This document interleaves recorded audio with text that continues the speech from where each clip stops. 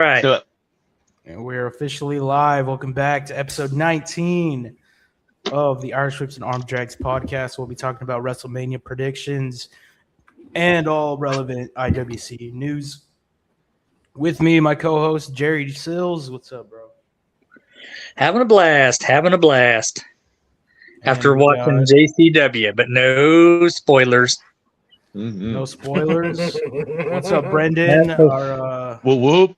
How's it going, everyone? Juggalo expert. What did Whoop, you do? And we got my homeboy for the Risto Frontline tier, Ross, in the house. Bama. What up, Bama? Final Four bound. Next year. That's his prediction. I don't know why I pulled that name. We got John Getz Gaming. Hello. I changed it from the cream last week. Yep. The cream. Oh yeah. Oh yeah. I just got a little news here on X. If you want me to read it out, that's okay. Sure, Yeah, sure. Paladin. It's just a little news regarding Rhea Ripley. So, it says Rhea Ripley's insane body transformation came after she revealed she had to slim down for health reasons as her muscle mass was causing serious back pain. But a few years ago, her muscular look made her stand out as incredibly badass and unique. But Wow. Wow, I did not know that. yeah. Well, considering maybe her height as well as, how much you can pack on there, it's like there's only so much your back can take. That's That's wild. true. Well, I hope with the current weight she has currently, it puts her if she feels better. It's like she's not in much pain. Hopefully, it helps her move better. Hopefully, it doesn't mess with her sleep. And if that's what she's got to do, I hope it has helped her. I have back problems and it's horrible. Sometimes. probably not like her, but- Same here in my family. We Same have a here. history of back. Yep. We have a history of back problems. That my brother had to get surgery because his was bad. What else? I have a cousin, and I have a godmother, my godmother, who had to get surgery because it was so bad. The pain was intense. Ooh. But they're flying it now. They're doing so much better. My brother has to do exercises, for his back. He may not like it, but he gets through it day by day. And I got this massage chair and that helped a lot. It's kind of crazy looking, but when you lean back in it and it digs deep in there and it helps me a lot. I've been a lot better since I've had that chair. yeah, I think for my next gaming chair, I'm gonna have to get something very comfortable for this back. A little 'Cause- lumbar This support is down It's there. like, it's just that with my back, I need when it came to the mattress for my bed here, I had to make sure that it was sort of had a hard foundation, and then so that I didn't sink into the mattress. Yeah. Paladin, I literally back in college, I was getting it pretty bad, and I actually for about a couple of years, I actually would lay out a pad like you sleep on in a tent and just sleep on the floor with a pillow under the knee, and it actually helped a lot. It took a week to kind of be able to sustain just a hard floor under it, but just laying on your back on that all night, it was I actually after a few weeks, I was like, holy cow, I feel so much better now. It's Yeah, I do actually stuff amazing. like that too. Oh, Yo, I'll be right Randomly back. What's stick up, a Wendy? pillow under my Shout out back. Wendy. Yeah, I'm no doctor, Wendy. so ask one before you try anything like that. But that no. was just personally. Wendy. That was just personally. I what don't think worked I'm for me. gonna. I don't think I'm gonna just do Russian roulette there. It's like Yeah, you that'd know be what, dangerous. John. It's like No, it's John kinda just tried it. Maybe I should. No, I was just kind of googling solutions, and then I finally ran across that one. I was like, "Well, what the heck? I'll try it for a week or two." And I was like, "Oh, I feel like I have pretty good posture and stuff now. This is actually working out." All right, so I guess small one for Tom here. I guess we'll start here. All right, we're officially 7 days away from WrestleMania 42, the second one back to back in Las Vegas. Yay! Holy shit, where to begin here? So, Paladin, Yay. I'm so excited. Paladin, we're gonna start with Thank you. Phil. We're 7 days away. So, what are your thoughts of the build-up of this year's WrestleMania? Well, as I'd say, as a fan of wrestling for the near last 30 years, this is one of the worst bills I've ever seen. Like, one of the worst. I've seen in all WrestleManias that I've watched from 13 up until 32. That was my breakoff point. That was terrible. I mean, for God's sake, WrestleMania 2000's better than the current one. I didn't like that one, but at least it had a story. There was a storyline being built up for the Fatal 4-Way elimination Yeah. match at WrestleMania. There was a story, and there were stories. You know, every time I watched a WrestleMania back in the day, you knew what was going to happen.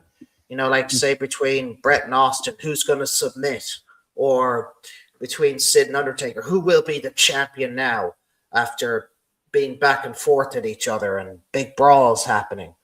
And, you know, would Bret Hart make Steve Austin tap out? You had all these questions, and you wanted to know what was going to happen.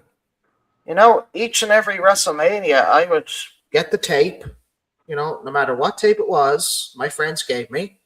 I'd sit down and watch it. I was never disappointed too much. You know, I always said there was a highlight match that I could say that was good. I liked that match. Some was okay. But when I look at the build, there's no build here.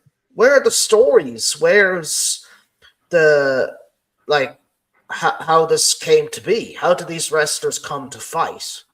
You know, there's no story of, oh, they've been costing them many matches to try and get to the WWE title, or one is jealous of the other because they believe they should be on top, or the hottest new tag team out there in the business wants to defeat the old timers. It's like they say that's time for the new flavor tag teams to take over and knock them all down.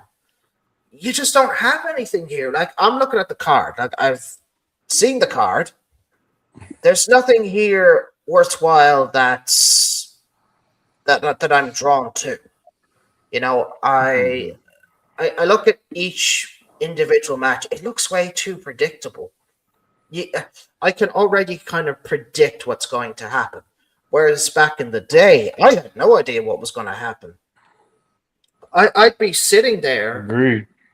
in the old days of WrestleMania, and I'd be like, oh, what's going to happen? What's going to happen? I'm like, you know, up there, you know, just sitting at the edge of my seat, you know, especially when one of my all-time favorite matches, Rock and Austin 2001, you know, that was a huge build-up. I loved that. And one of the best matches I put up there on my WrestleMania card, if I were able to put it up, you had something. So let's just look at. I'll try and break these matches down as quick as I can. So we have. Well, we're doing that later. That's all a right, section. all right. That's a section. That's all right. Yeah. So more just Thank you. general thoughts right now. Yeah. Yeah. General thoughts. Yeah. Just on the builds. Yeah. Thank you. So, like, there's no stories with Triple H. It's just 50-50 booking. You don't even know what's going on here. You know, it's just like you have a team of 40 writers, and all they can do is just throw spaghetti at a wall and hope it sticks. That's insane. You know, Yeah. gone are the days when you had just maybe 2 or 3 writers, and they would wear their casual clothing. They would meet, like, say, like Vince McMahon used to meet like Russo and Ferrara at their house, and they would be throwing ideas at each other in their casual clothing, because I think that was a symbol of, okay, we're still taking it seriously, you know, because we're still taking it seriously, but it's not in a corporate setting. It's more of a casual setting where they can just be more themselves. Yeah. Yeah.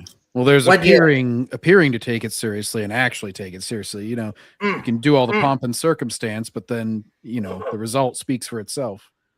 Yeah. But then you just look inside the creative room. They're all suits. They're all these like yes men. It doesn't feel like a natural environment. It feels like a corporate environment, and that's what it is. It's a corporate environment. And I'm thinking to myself, God, it must be terrible being in there. Because, like, no matter what kind of ideas you have, it's like, they're going to be shut down, right? They're going to be shut down. So Triple H just won't have any of it unless it's a flipping match and that's it. He's texting That's Rhea all- Ripley during the meetings. Yeah, He's like, you up? Probably, yeah. Yeah, it's like, hey, Rhea, you got the nudes. Come on. Show me those muscles. Come on, they're flexing. Yeah. And that's all he cares about too. That's all he does. Jerry, let's go to you. Your thoughts on the build-up Yeah, of this WrestleMania. That's my take. Now let's see. I am really excited about WrestleMania. It's always got the typical build up. You got great matches, grudge matches, these kind of matches, those kind of matches, and just the excitement level of me just gets bigger and bigger, and I just can't wait for the show to start. Oh, sorry, You fell asleep. that's my take. Is Gunther in your room, Jerry? You getting put to sleep? All right, Ross, your Well, thoughts on the that's how I build-up feel of about this this year? year's WrestleMania. I don't have any thoughts. I think it speaks for itself. I thought you just meant in general for a Mhm. second. No, I don't have any I was like, about thoughts. WrestleMania? I would ask, when does the build start? Number one, and I don't know. I think ticket sales and what McAfee has to do in that ring to try to get anybody to go speaks for itself. I mean, That's true. it's embarrassing, I guess, would be the word. Oh boy. I mean, It's I don't very even know embarrassing. how to get into detail. It's such bad television, and they're just banking on their history. Is the only reason that we keep up with it. To be honest, I mean, if it was AEW, if it was another company, I mean, nobody would watch this crap. But we just kind of hang around because hoping it'll get better. And I don't know. Oh, it's force of habit. It's kind of Yeah. like, well, I've always done it. Trust me, yeah. It's been a thing with me for years. Trust me, you're not the only one in that boat. I've had that same mentality for God knows how long. I Even could with be- Vince, Yeah, even when Vince was running it, I was just hoping and praying to God that he might make a new star. He might finally focus on something, but he just stuck with what he had. He didn't you could seem count to... on Vince to make WrestleMania good, though. Yes, I will give him credit when Oh, it I agree came on that. to like one of his biggest creations. He wasn't going to skim on it. Yeah. He was going to be like, you know what? I'm going to put my best foot forward. I'm going to make sure that families enjoy it and that no one feels ripped off. And I think that one thing, as far as you're talking about building the stars, and we don't have any now, Vince was willing to push people who he saw Roman Reigns being. I mean, if it was up to the marks, Roman Reigns would have been gone in 2015, and we would have never seen the Roman Reigns that we've seen the last few. Triple H is not going to put his butt on the line like that and cram somebody. I mean, Vince crammed him down our throats, but he had this vision and he knew he was going to be a big star, and Yep. he is, and that's part of his genius. That is true. I think at the time, and even I'll, even I'll admit to this, that I was saying to myself, I don't really see that. I'm like, will you just stop shoving them down our throats? I think you're doing it wrong. I mean, don't get me wrong. Do not get me wrong. Do not get me wrong. Reigns looks like a star. I mean, he looks like he fits the mold perfectly. Like that's what I always thought of him when I first met him in 2012. I was like, he is a star, and he has the ability to do incredible things. But at the same time, I was like, Vince is doing it wrong. He probably was at the time. Yeah, I'm saying to I'm saying to myself, don't do a John Cena on it. You know, don't wait for so long that people eventually acknowledge him. No pun intended.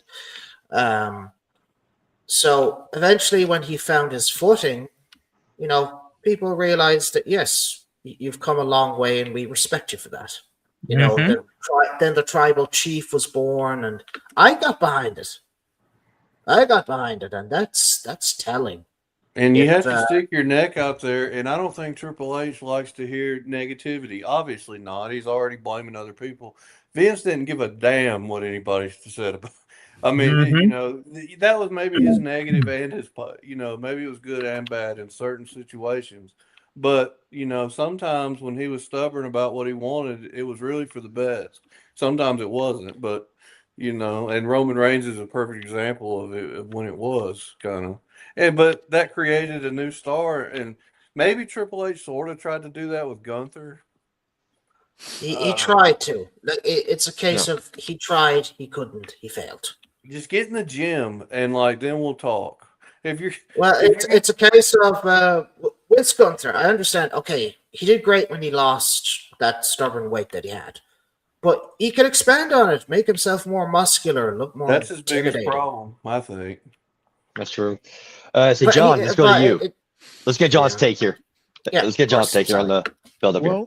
Well, yeah, I feel like before it would always be like you sort of start off at the new year, sort of building towards WrestleMania, at least with something, or if not earlier, but sometimes there's longer storylines, but like at least then you'd kind of like set the tone at like Royal Rumble or something, and then like start building those stories toward, to get, because we're not halfway through the year, but a third of the way through the year. So it's like a nice few months that you have runway there. And yeah, I haven't really gotten any sense of that. It does just seem like it's just like, who do we have face? Let's spin the roulette wheel here. Them and them. Yeah, sure.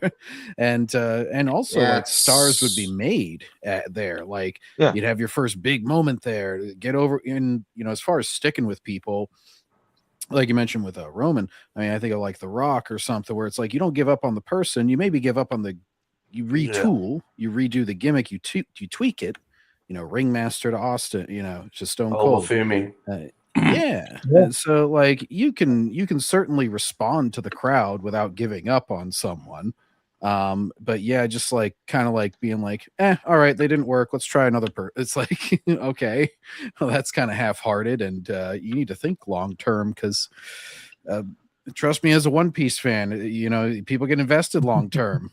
But some people would view as a chore. If you do it well, that is true. They get more invested over time. And like events would sometimes bring personal drama to TV. Like, how have y'all seen the stuff about how Triple H is burying LA Knight? Because, all stuff like that. Why not bring that to TV? I mean, LA Knight could have gone into this WrestleMania like a Daniel Bryan. Well, Triple H could have come on TV and like they could have made this like we're not putting you in that spot. Bring it out. Don't on belong TV. there. And surprise you attack, could get a Daniel backstage Bryan, segment. LA Knight type of build, something like that. But Triple H won't do that. Yeah, like a case of like, oh, as long as I'm breathing in and out, you're never going to be a champion, never. Yeah, or Chelsea, it's too Green, like robotic. It's almost like it's made it too mechanical, where it's just like this is our protocol that we engage whenever star needs made, rather than just like, oh, let's play into whatever situation presents itself and be adaptable. I mean, they haven't made anybody even close. Anybody who's relevant was relevant before TKO took over. So they haven't done. They haven't even sniffed making a mediocre star that I can think of. I mean, Drew and all those guys. I mean, they were big. Roman, Cody, maybe not Cody, but you know who he was. Like, they haven't done anything. I guess they tried with Braun Breaker a little bit, but I just see a Steiner brother with him. I've actually been watching the first few recently. Went 1, 2, 3 recently because they're like on Netflix and stuff. And yeah, it's funny, all the celebrities and stuff that would actually matter. I was thinking like, hell, if you really wanted to be innovative, just have Braun Breaker literally fight Braun. Now from LeBron James, I mean. I've watched that. Time to live okay, up to that'd my be name. Well, like Okay, something so like that. we There got would be in goofy the chat gimmicks, here. but like All right. you know. Sorry, I'm trying to read the not super chat here. So M1 Brandon, good to see you, bud. It's been a while. Mhm. He says Triple H is the Bobby Igor of WWE, can't handle Bob Iger, negativity. yeah, the Disney CEO, yeah. Yeah, no, this man's not that creative, Ross, but I Wow. like the idea of LA Knight. Yeah, I like it too, but we can stay tuned there, Brandon, when we get to rebooking. That's all I'm going to say.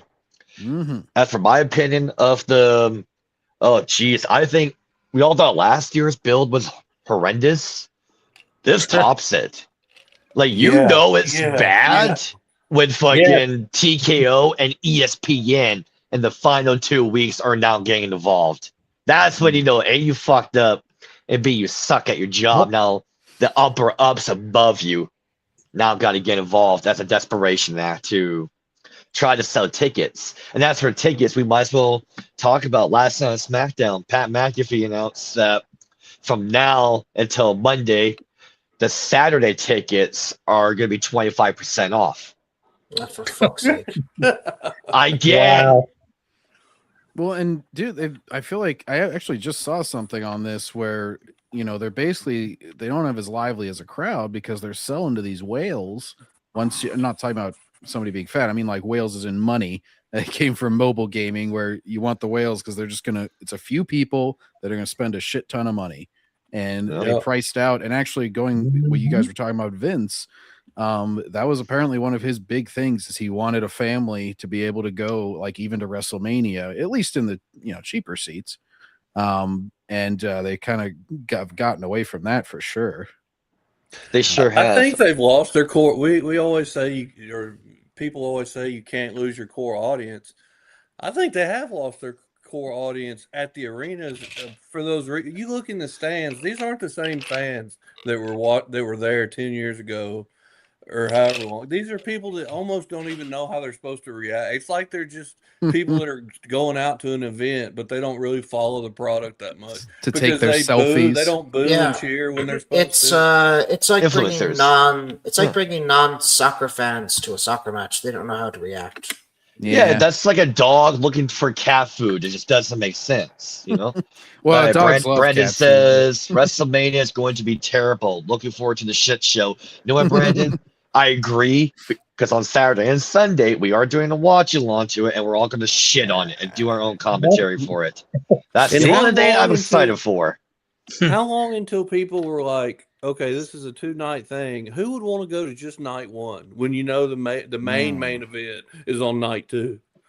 I say 2 more years. Give it 2 more years. I like the 7-hour WrestleMania. I had no problem with that whatsoever. I even went to that one, and it was long, but like it's a once in a year thing. And I thought I liked it that other way a whole lot better than 2 nights. I get it for COVID why they did it. I totally understand. Now it's like no, it's time to anyway.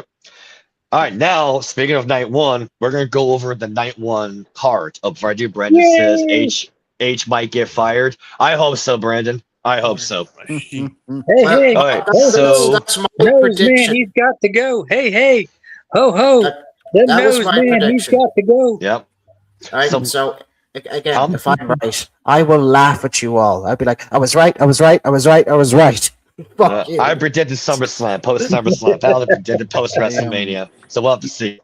You know what, guys? A storyline does present itself with like pricing people out, being too haughty, being above it all. He needs to bring back Hunter Hearst Henry and do his cocky, New England elitist thing. Just be like, you peasants don't concern me with not buying my tickets. That would be something. That would be something. Play into that, man. You know how people view you, so you may as well like go heel in a different way than Vince went heel. Mm-hmm. So as for the night 1 card, this is how Wikipedia has them listed. So I'm gonna go in order how they got it listed. Night 1. First show is gonna be first match on the show. It's gonna be a 6-man tag match with The Vision, represented by Logan Paul and Austin Theory, with Show Speed, who's apparently a streamer, with the Walrus as their manager. Paul Heyman, ladies and gentlemen. I fucking hate Paul. Anyway, versus the Usos and LA Knight. All right. Second match. is Jacob Fatu versus Drew McIntyre in an unsanctioned match. Then now the next three, I call this the lawn piss break, paint your garage, give your mom a call, check on grandma section of the show. I thought that was the So- first match. Go take a picture of Trish Stratus into the bathroom. And anyways, Just Aw. anything. Like anything. So yeah, during the next three piss break, like I said, you can give your mom a call, you can give your grandma a call, you can go get groceries. That's the grass? next three. That too. With a shitty lawnmower, like the one that goes slow. But anyway, we got a singles match for the Women's World Championship. Stephanie Vakira defending against Liv Morgan. Next one is going to be the AJ Lee defending her Women's IC belt against Becky Lynch. Then by this point, I'll be wiping my ass on the toilet. We got a fatal four-way tag team match for the Women's Tag Team Championships with Nia Jax and Lash Legend, who are calling themselves the Irresistible Force, versus Charlotte Flair and Alexa Bliss, versus Bayley and Lyra Valkyria, versus the Bella Twins. Mm. And match number 6, the semi-main event of night 1, Seth Rollins versus Gunther. And the main event, Cody Rhodes versus Randy Orton, with the undisputed WWE Championship on the line. But the stipulation being, if Orton loses, Pat McAfee will leave the professional wrestling business for good. And as Brandon is now saying here in the chat, 3 bathroom breaks back to back. Yes, I agree. Yes. Okay, so that's night 1. So Paladin, let's start with you. Your opinion on night 1's card. Okay. And let's get your So- predictions here as well. So, right, Ren. So the vision with iShowSpeed, yeah, iShowSpeed is just this stupid streamer that only brainless idiots care about. But sure, that's another story for a whole other time. Yeah, I mean, they always like the celebrities they have now are just these D-listers that no one cares about. Mhm. I mean, yes, as big as iShowSpeed is on the internet, it's like, you know, would he remind you of like a Mr. T? Does he remind you of, say, when Pamela Anderson escorted Shawn Michaels down to Oh God, yeah, of the course. ring? No, No. It's just like they are not that huge. Okay. Yeah. Yes, they have like. Don't get me wrong. He has a big following and everything, but at the end of the day, he's just an influencer, kind of a personality. You know, he's not Travis someone. Scott. Yeah, he's Oh, not. Bravo. He's someone that not everybody knows universally. You know, if it was someone like the singer Adele, I think we'd be like, okay, we know her. She's a great artist, knows how to sing, do her thing. If you had artists that people knew very well, or if you had celebrities that we knew very well there, like say the cast of the Super Mario Galaxy movie, let's say they turned up. Okay, there you have something. People know that. That's an upcoming movie that's doing great at the moment. I have to try and get tickets for it. But yeah, that's but like you just look at these celebrities that they bring in nowadays, and it's just terrible. It is just terrible. I mean, we looked at this like rapper called Little Yachty. I'm like, who the hell are you? Do you remember we were looking at him, guys? And Yeah, I'm trying to I remember seriously, I did a rock on it. I was just like, who in the blue hell are you? You know, I'm like, who is he? I mean, this guy isn't a Tupac or a Biggie. This guy ain't Snoop Dogg, 50 Cent, Exhibit. He ain't like the old timers where you knew who they were. And, you know, they said, oh, we're going to be there. We're going to tear it down. No. And it's like, okay, hello there. Yeah. Were you picked up off the ghettos or the streets? And put more. Who is going to win that one? Who's your prediction of that one? For Division and And the Usos, yeah. And LA Knight, sorry. Usos. I could see the Usos and LA Knight coming on top. Okay. Now, Jacob and Drew, who you got for that one? Oh, well, due to their lack of build. Now, on TWR Peace Patreon, they were talking about this match. And they did make a good point. Why don't they make it an unsanctioned match and let them just brawl everywhere? Like, they could go into like a Las Vegas casino and just beat the shit out of each other. Dude, I I'd have think a that's prop, what it is. I do based believe on, they did. Not have a the prop stipulation. slot machine, bang their head on it, a bunch of coins start spilling out. Yeah. Like, they could go into someone's hotel room and beat the shit out of each other. And then it's just That'll be like, entertaining. It's like they get a pin cover on a bed. Well, you could have it. You could have it done tastefully, but like, yeah, they break through a door and there's two adults like under the blankets. They're like, "What's going on?" Ah, shut up. the That- women that would be start funny. screaming when they see That- five yeah. people posted. Exactly. Like, there's something there, and I was like, you know what, NCJC, that works. I think that would work. Now, in terms of who should win, I would go with Jacob. I'll go Just with saying Jacob. Elevate him. Okay. And for the first piss break match, Stephanie Fakir, Liv Morgan. Who you got on that one? I'd like to see Liv Morgan come out on top. You know. Okay.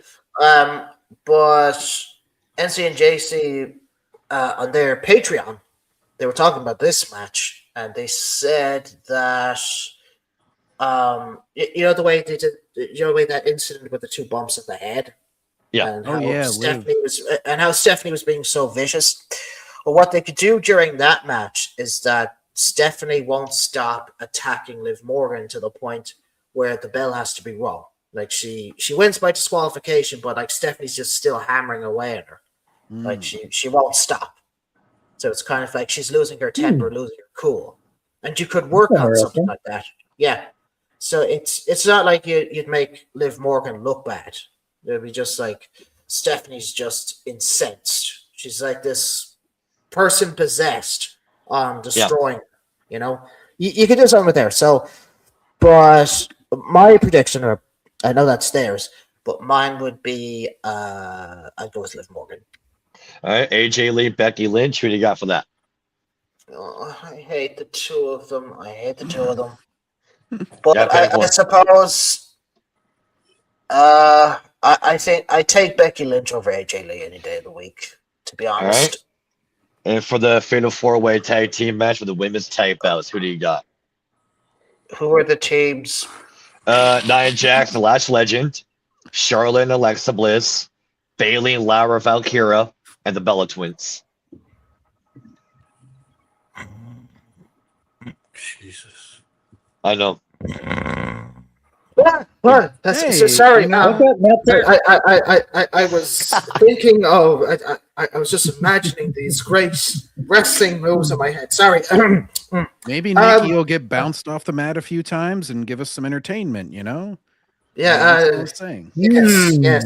Hot and entertaining. Titillating. Yes. Very hot. If I was to force to choose, I would like to see the Bella Twins take the tag titles. They're a very recognizable name. So I feel like they've been Go for it. taking, at least Nikki's I been taking agree. L's left and right. So it'd be nice to see her get a W maybe at some point. Please count them out. Yeah, it'll shut Because them we up all on the agree internet. They should win. Now we go to the sorry, I got to be professional here. Seth Rollins versus Gunther. Who do you got on that one? Jesus Christ. This match, Yes. this match is only put together. Like this is like piss break matches. I would rather be. I swear to God, I think during the WrestleMania watch along, I'll be playing video games instead because they're more entertaining. Like recently, I know I'm talking about video games. Fuck it. Like I'm currently back playing one of my favorite indie games, Nova Drift. And I recently just beat their newest boss called Snake Eater. He's like this giant snake, like this huge centipede thing. God, it was so hard to even beat him for the first time. But that was fun. Okay, that's fun. That's entertaining. And I unlocked endless mode and I could have so much fun with it. With this, Seth Rollins and Gunther, who was this for? Who? Besides, This is the Big news. easiest match to predict. besides, Who's gonna win? now, besides a few 450-pound neckbeards that can't breathe or are just struggling to get to remote control and going, Mommy, can you get your remote control? That's right now. I can't reach it. Thank Choke you. him out. Choke him out, Gunther. Can you please get me my next hot pocket, please? Thank you.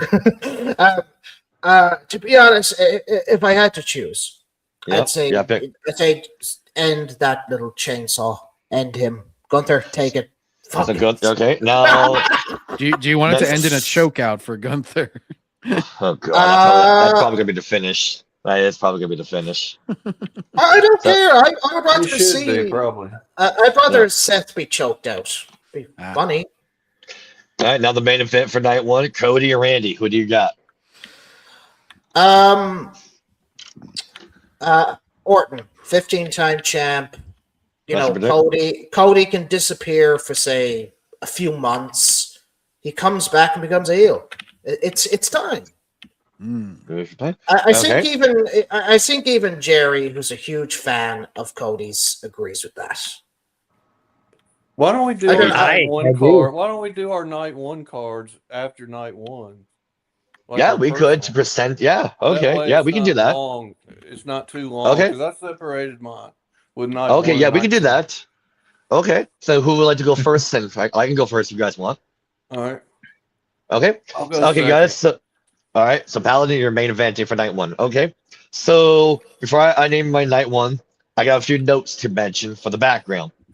AJ Styles does not retire at the Royal Rumble. Chelsea Green and Braun Breaker do not get injured. If I have this crystal ball in front Yeah. of me, I'm keeping them safe as possible. That's true. That's fair. And I have two more notes for night one. John Cena is still the Intercontinental Champion going to his last match in December. Okay. Then I'm bringing back the men's Money in the Bank ladder match at WrestleMania. Oh, I almost did that too. Okay, so night one, I'm gonna start the match with a WrestleMania 14 throwback with a 15-man battle royal. The winner of the battle royal will face the United States champion Carmella Hayes later on the night. And I want to make a new star. I want to have Trick Williams win the battle royal to face Carmelo for the U.S. belt later on. Match two, I'm gonna put in the Money in the Bank ladder match, and I'm gonna have LA Knight go over. He's gonna win the Money in the Bank ladder match. Now, match three, this is an angle I am surprised they have not done yet, but at the same time, I get it. She got hurt. I'm gonna do Chelsea Green versus Nia Jax. But I'm gonna tell you the storyline I have for it. This is gonna be a work shoot angle between Chelsea Green and Michael Hayes about Michael's comments he made about her on the Unreal show on Netflix. Chelsea wants to prove herself and calls out Michael Hayes about his comments, and you can have Michael double down on his comments right to her face. Now, in front of everybody, Michael wants to make Chelsea go through hell to where she will want to quit the WWE. Well, Chelsea's going to stick it up his ass and go against whoever Michael throws at her. And at WrestleMania, Michael Hayes brings in Nia Jax to take care of his problem. And I would think if this shit were real, because the size difference, Nyla would mainly get the most offense on Chelsea. I would have Chelsea go over by catching Nia Jax with a surprise roll up and gets out of the ring, while Nia Jax and Michael Hayes are fuming as Chelsea got one up on them. Then after the match, there's going to be a shot in the back where you see Triple H talking to someone in his office, but you do not see who he's talking to. Because all you see is the camera, you see him through the door, but the crack in the door is blocking the other side, so you don't know who he's talking to. And he's saying shit like, if the plan fails tonight and Cody doesn't get the job done, get ready to make a move because tonight may be your night. Wink, wink. Vince McMahon. All right. All right, we'll see. Match. Okay. Okay. Now, match four. Okay. Keep in mind, I did this card in February. This was not announced yet. This is actually going to happen in real life. Dominic Mysterio versus Finn Balor. I'm going to keep that because there's a story there. I have Balor. You know, he got kicked out of the Judgment Day group Two are feuding now. And now I'm thinking of it, both have a good competitive match. I would have Dominic go over with a tainted win by hooking the tights. That way it keeps Balor protected and they can keep it going for another month. Mm. And match 5, we got the winner of the Battle Royal, Trick Williams versus Carmella Hayes for the U.S. title. I would have Trick go over and win the new United States Championship. We got a new champion. Match 6. Okay, this is a match that's happening in real life.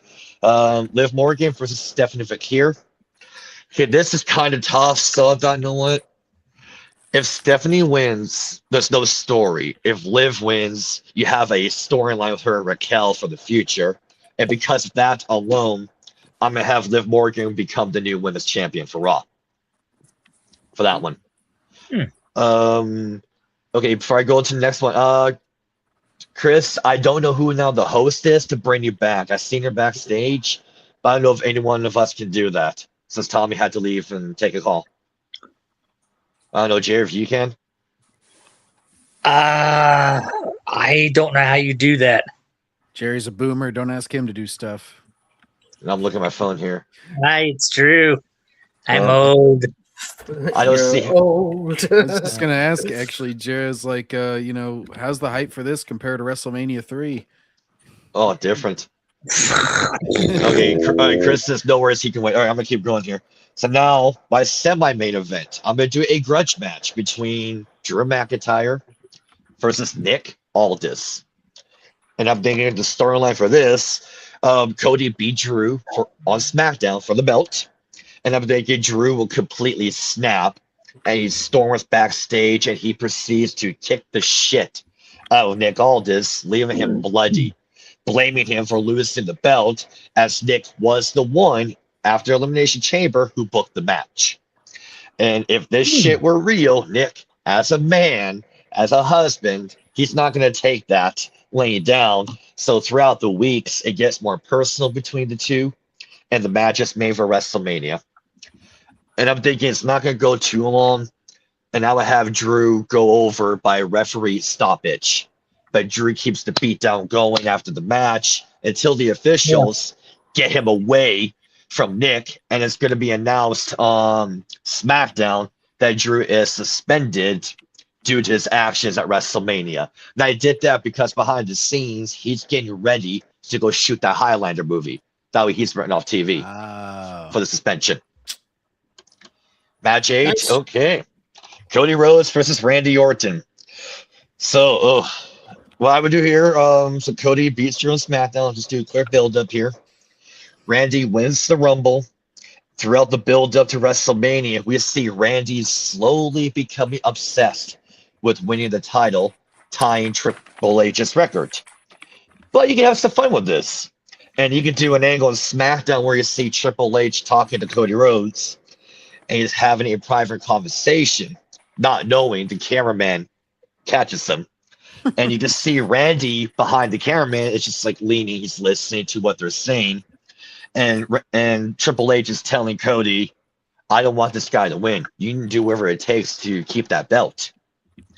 So at the WrestleMania, Randy Orton defeats Cody Rhodes to become the new champion. However, LA Knight shows up and attacks Randy from behind with the briefcase. Another referee will come down along with Triple H, wink, wink. LA Knight cashes in his Money in the Bank, and he wins the World Heavyweight title, and he is now aligned himself with Triple H. LA Knight was the guy that Triple H was talking to behind the door. Welcome back. Holy shit. And- Thank you guys for keeping this show running, bro. I just Hey. talked to the designer You got to bring Chris in, by the way. because I was trying to outsource, I want to some hear help. this finish. But shit, it was like $1,000, so I said I'm not interested. Mm. Okay. Like I'll just keep working on it myself. So Gotcha. yeah. Gotcha. So as for LA Knight, I would think he can cut a. So now he's a heel. He's now the champion for Raw, and he can cut a promo with Triple H the following on Raw, saying he's seen the light. He's going to be a businessman. We're going to let bygones be bygones. He was tired of waiting for his opportunity. Triple H made him an offer he couldn't refuse. He's going to be the new corporate champion. And now you have a heel LA Knight on Raw as the head champion. And that's my night one. So that's on my night one card. Good. Good. Yeah, Well, it's pretty good. All right. All right, go ahead, John. I'm up, Yeah. up next. I kept mine more within the confines of sort of what they have to work with now, and just to Same with see mine. took those players that are in it and maybe mixed them up just to see if I could come up with. The only difference is I have Cody Rhodes as the World Heavyweight Champion instead of the WWE Champion because I consider the WWE Champion to be more important, and that's for my night two. That's the only. All right, this is the hardest thing to get through. I thought, how could they open that would be somewhat? So after the anthem, Triple H's music hits, and everybody's groaning because they're like, here comes Triple H. And after it plays for a few minutes, Danhausen comes out to the music with Vegas girls, dancers, the whole shebang with the theme. He comes all the way down, gets in the ring, and he's about to say that this WrestleMania has been cursed. As we've all seen, and that's when John Cena's music hits as the host. So John Cena comes down to the ring. I let him have free will, cut his little promo or whatever, and I kind of gave this away yesterday. Then that's when Gunther comes down there, says, "What the hell are you doing here? I retired your ass a few months ago. You shouldn't even be here." Again, let Gunther fill in the blanks there with the promo. And then Seth Rollins' music hits, "Burn It Down," because they face each other. And so here comes Rollins, and during his elaborate entrance, Cena gets hit from behind by Gunther, and Gunther starts kicking the crap out of Cena. And that's when AJ Styles comes out from the crowd, hits him with a phenomenal forearm. Cena, they start beating down Gunther. By the time Rollins gets to the ring, Cena gets up, gets the microphone, and says, I'm going to wield a little bit of my host power that I have here tonight. And this match between you and Gunther right now. And Gunther's like out cold. And he's like, so ref, want some? Come get some. And here comes the referee. Rollins hits the stomp. 1, 2, 3. That match is over. Interesting way to start the show. It's pretty crazy, but Nice. that's within the confines of the type of thing they would do. They tend to just throw the world heavyweight title match first and think that that's. So I went for something different. That was the most complicated thing. Match 2, I like this. Loser leaves WWE. I Show Speed versus Austin Theory with the special referee. Now this is the only outsider that I brought in. Special referee Maven. I'm paying Maven to come referee this match with Theory.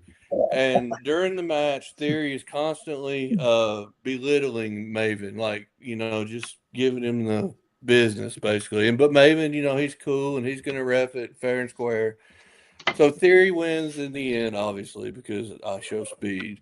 And then Theory really starts giving it to Maven. And before long, they're about to butt heads, and people come down to separate them.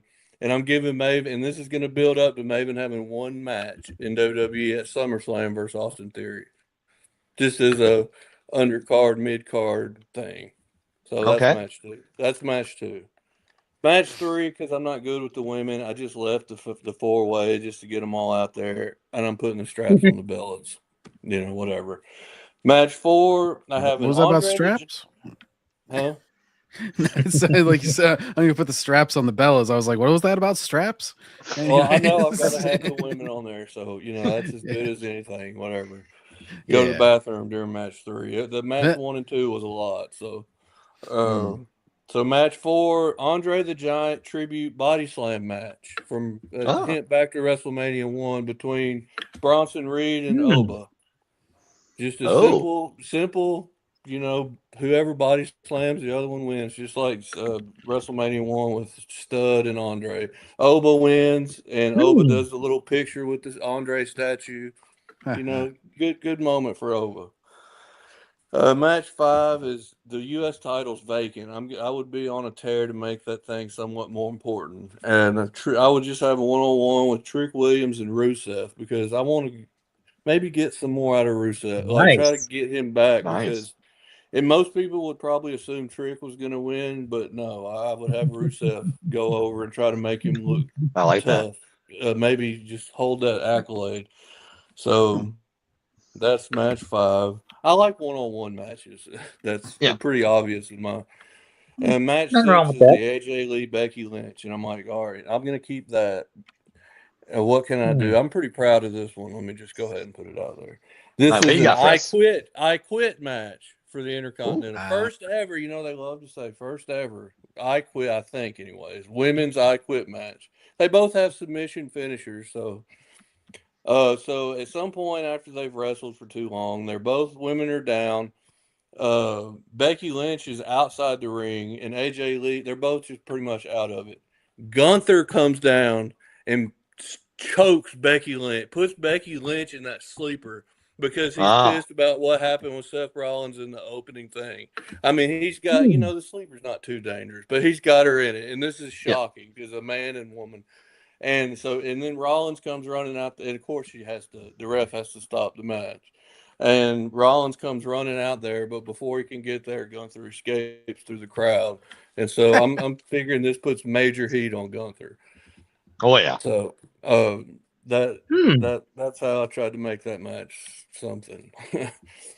And the main event, Cody World Heavyweight, the Raw title, inside Hell in a Cell with Orton. Ooh. And I have down, they just have a bloodbath for like 20 minutes. Let them do their thing with weapons. I want blood and everything. And the finish comes, and McAfee's getting ready to go in there to do something. But Stephanie comes down and kind of cuts him off and goes in before McAfee. McAfee's just kind of like stunned at so he's just like standing there. And she goes over and gets in Cody's corner with the sledgehammer, Triple H, and waiting on Orton to get up. And then she turns and nails Cody with it and nuts. I mean, Cody's dead. Orton, RKO, Orton wins the title. Randy Orton, Stephanie, and McAfee all embrace in the center of the ring for a big hug. They're all together here on ending that. And so, they do that, and they're moseying on down, and we're left with Cody just laying there basically dead in the ring as we're about to go off air. And then, if you smell what The Rock, the final boss comes out at the right before they're about to cut it off. The final boss comes out, and he's dressed in this whole thing, gets in there. Finally, Cody gets up all bloody. Cody wraps him in a hug, and you're left and gives kind of an evil looking look to where it's almost like you're left to assume, all right, Rock, you're right. Here's my soul. And that's night one goes off. Brandy wins the title. I'm impressed. What? I love the I Quit match. That was fucking sweet, especially with the Gunther heat spot. And that Cody and Randy in the Hell in a Cell would be pretty good if they do it the right way. And I love, I guess, the swerve finish. So Raw's great night one. Great night one. Thank you. All right, Paladin, my friend. Main event. Give us your night one. Well, I've always been about one night. So I think for my WrestleMania, it's one night. Right? That's Brandon gives Ross 10 out of 10. I'm just reading the super chat here. All right, Ross, you got a 10 out of 10 from Brandon. Awesome. My first ever. All right, Paladin, what do you got for us, my friend? Okay, As he's drinking his coffee. Now, for my WrestleMania, it's just going to be that. It's just going to be a one-nighter. We're doing one-nighter. Fuck 2 nights. Jesus Christ. Yeah. Tell us how you feel, Paladin. Yeah. So, I'm just writing a few last notes here. Okay. Pulling the Dave Meltzer. I have a good idea for the Stephanie and Nikki round 2 strip match. Anyways, every pin they gotta take something off. No, we can dream. Right. We're putting on the spot. I was just killing time while you were writing your notes, Paladin. Sorry if you were starting.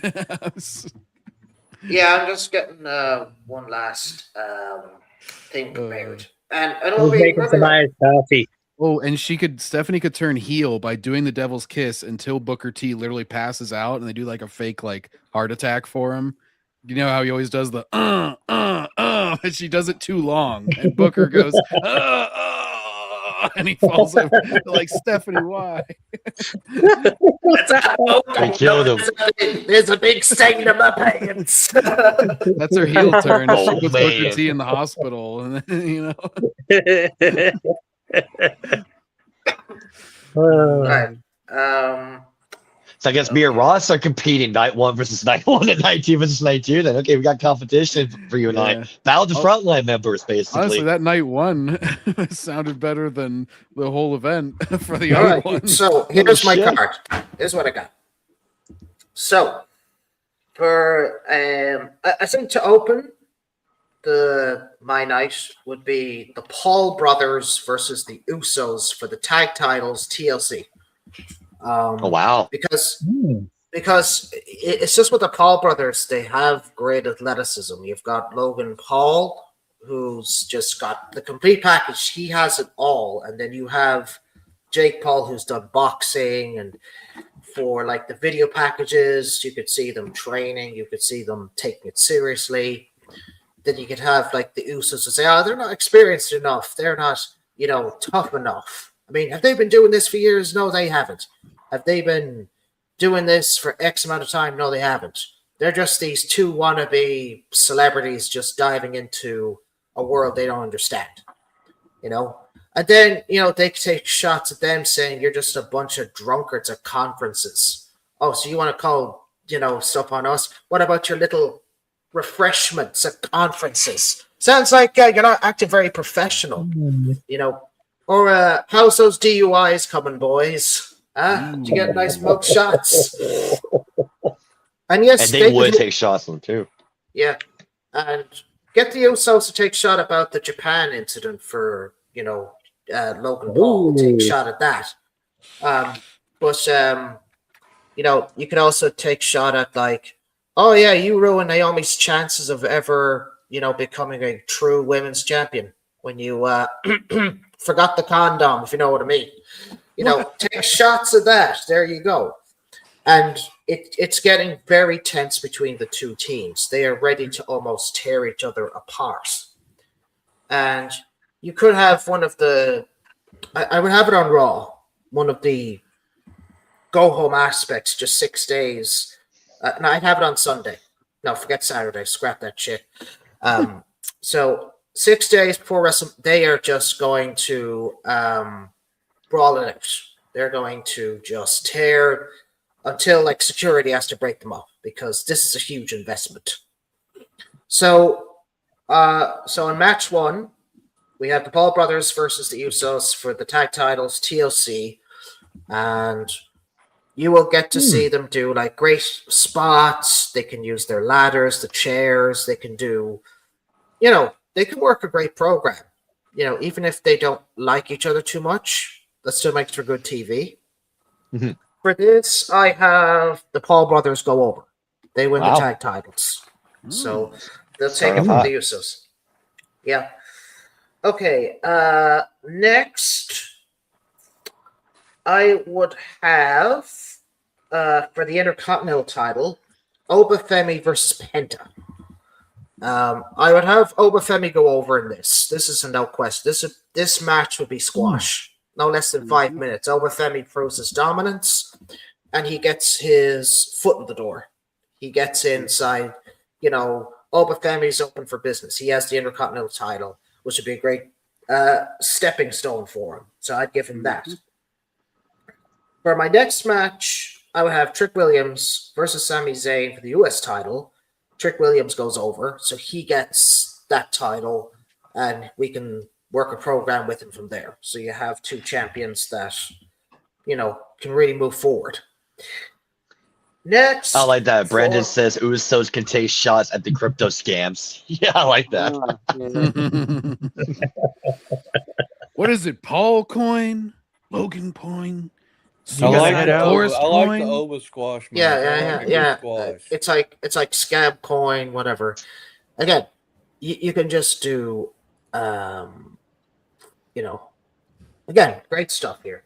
So, You're on yeah, number Trick 4. Williams got all. Yeah, next we have for the women's world title, Stephanie Vaquer versus Raquel Rodriguez. So Raquel wins the chamber, and Liv Morgan is like, "Oh, I'm so happy for you. You're going to take it home," but secretly she's jealous. She's disappointed it's not her. A jealous Going woman? off. I don't know if I could believe this storyline. Mhm.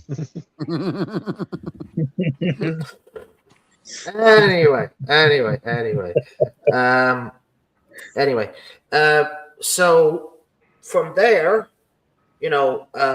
Raquel Rodriguez is going on a tear. She's tearing through so many different women in the division. Like, show her to look dominant. I mean, she does remind me of a female Kevin Nash, as Brendan once pointed out.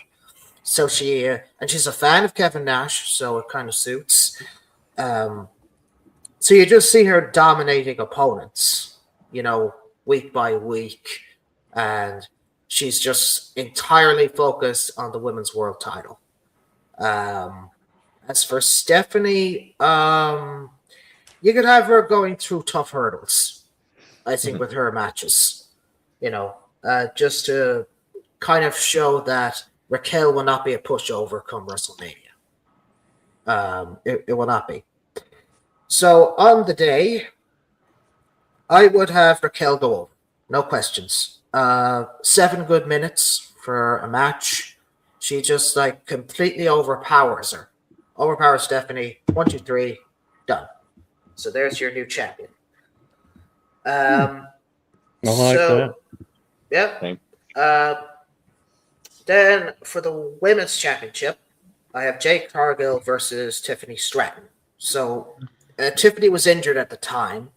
Right. And what you could do there is you could do sort of, she's kind of going through, what a lot of faces do, is that they jump through so many hoops to get their opportunity at the women's championship, or any championship for that matter, when Stone Cold had to go through all the hoops until, say, WrestleMania 15 to get his title back. So it'll be similar with Tiffany. She is winning as many matches as possible, and she's, say, overcoming crazy stipulations that maybe Nick Aldis has to throw in. They'll throw curveballs, and, Jade Cargill is still maintaining dominance over the women's division. She's still holding her own, and she's still proving, okay, that I am a true women's champion. I'm not to be sort of overlooked. Yeah, you could even have a sit-down interview with the two, and just really have Tiffany as the determined face, and then Jade Cargill as the overconfident heel, saying that you couldn't beat me on your best day. You couldn't do it at 100%. And, you can start from there. You can build the tension. And so for 6 days until WrestleMania, Jade Cargill leaves Tiffany Stratton out flat. So we kind of think, oh dear, she can't do it. Maybe Jade was right. So on the day, for this, I would give maybe 14 good minutes. 14 good, max. And Tiffany Stratton, through all her pain, wins. She becomes the women's champion, so she's back where she needs to be. Oh, Tom, were you saying something? I'll be right back. Be right back, bro. I know I'm a little not engaged just because I'm, doing My a dogs bunch are of getting other restless. bro. He's spinning a lot of plates, yes. Yeah.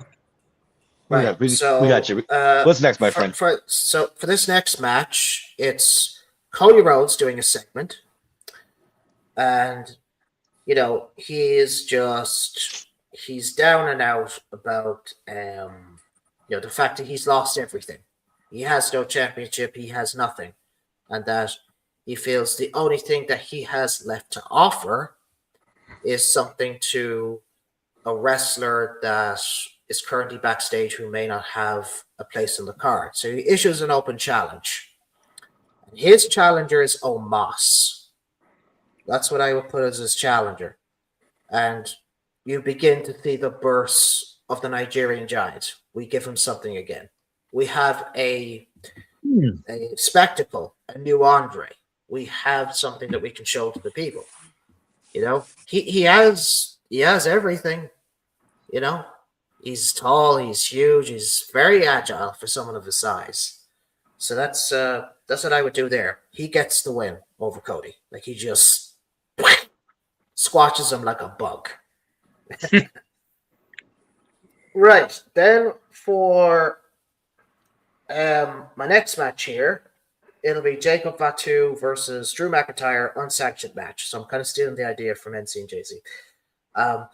So for this, you could brawl not in the ring, not just the ring, but you could go out, say, into the crowd, go into a hotel, maybe they fight in the casino, like they smack each other off slot machines, or they throw drinks in each other's faces, or there could be like someone with like a cup of like quarters in, and he throws them at him. You know, you can do something, and even to the point where they break into a hotel room and they're fighting, like they just brawl all over the place. So for this one, Jacob gets the W. He gets the W. Oh, After literally beating the shit out of each other. So that's what I do there. Right, now, for our two titles, the World and WWE, so I would have Braun Breaker versus Brock Lesnar for the WWE title. So for Braun Breaker, I would really focus on building him up as sort of the next, maybe, strong man. So for this, I would involve his uncle Scott Steiner. I would do vignettes or promos of him training him to be better, faster, stronger. Tap into his inner genetic freak. Become the next, dominant force. Say, come on, you got to train harder. You got to be bigger. You got to think faster. And you could do like training sessions in the gym where he's just shouting at him. It's like, come on, you can do better. You can do better. And even his father lends a helping hand in his training. It's like, come on now, you got to take Lesnar to the dog house. You got to really find your inner dog-faced gremlin, destroy. Just have that pit bull mentality.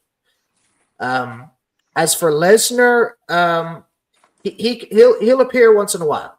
With Lesnar, I can, he can show up in his own time. We'll have set dates for him. Because he's Brock Lesnar. I can't really. I want to treat him very special. Because he's a star attraction. He's earned his keep, boys. He's earned his keep. Mm-hmm. So Braun Breaker begins to smash opponents to pieces. Like he is just, if he's not spearing them to death, he's putting them in the Steiner recliner and making them pass out. Or someone just tap out like crazy and they're just going berserk. And he keeps screaming, like when he's putting them into the recliner, he's like, "This is you, Lesnar. This is you. Squeal, beast, squeal. Squeal," like he's shouting at him, "I'm going to make you squeal." Then 6 days before, we can have the two meet inside the ring. Get that tension built. Just, throw the gloves off. Let him go. Let him go. And Braun Breaker wins the first little fight, the first little skirmish. He throws him over the top rope. He's really beating down on him. And you end it there. That's what goes off the air. That little skirmish. So on the night, now with all sort of big world title matches, I put a cap about 30 minutes plus, at least 30 minutes. That was my cap. So you could have, Brock Lesnar at the start really, taking it to Braun, but Braun Breaker's always paying him back tenfold due to his training, due to everything that his father and his uncle taught him. And they'll be at ringside. They'll be at ringside cheering him on. And you can have the walrus there with Lesnar looking like a big blubber of fat. Yeah. His jiggling's very hypnotic. Sorry. But yeah, you could have, the Steiner brothers motivating him. Reminding him of what they were teaching. It's like, come on, Riker, you gotta focus. And they're really pushing him to just, go out there and kill. And for the finish, okay, so he's been focusing on Brock Lesnar's shoulder after he ran into the steel post. So he's really focusing on that so he can get the recliner in. He gets the recliner in. Brock Lesnar passes out because he doesn't tap out. And then Braun Breaker is now the WWE champion. He has established himself. So there we go. We have kind of the next big thing is here. And for the world title, I have Randy Orton as the champ versus Roman Reigns. I was really thinking to myself, I want to get as many eyeballs watching as possible. I was like, these two, they have history. They fought each other in the past. You could do a program about their family history. You could look at like the Orton family history, from like Bob Orton Sr. to Cowboy Bob Orton and then to himself. And he explains how much his family legacy has evolved and how he became one of the best out of the Ortons that was in the ring. And he could talk about maybe the night he inducted his father into the Hall of Fame. He could talk about that and how significant it was because it said, it will be my turn someday, And he could say, I have taken the family legacy to heights they never expected. And I will go down as the greatest Orton of all time. You could do something there. Then Roman Reigns could talk about his family lineage, dating back to like High Chief Peter Maivia. He can go as far back as there if he wants to. And he could just build it up as how to each generation we have become greater. Perhaps I am greater than The Rock ever was. I held the title longer. I almost beat Hulk Hogan's record. I became the tribal chief. I became greater than The Undertaker. I became greater than, my two Shield brothers. I outgrew them. And yeah, he can also say that everyone acknowledges me. He can just like point the one up, Really focus on that. Really focus on family lineage between these two. So that when they meet, it's a battle of families. Which wrestling family is more dominant? Which is the strongest? The Anoys or do you have the Ortons going over? All right, so for this, now, since they've got cardio, 30 minutes plus for a good match, because at least they're not like CM Punk who can't even go 5 minutes. So you can have like a very solid match. You can have your power moves. You can have your wrestling. You have a bit of mixture of everything with these two. And now I had to think very carefully of who I wanted to get over. I was just like, okay, who should it be?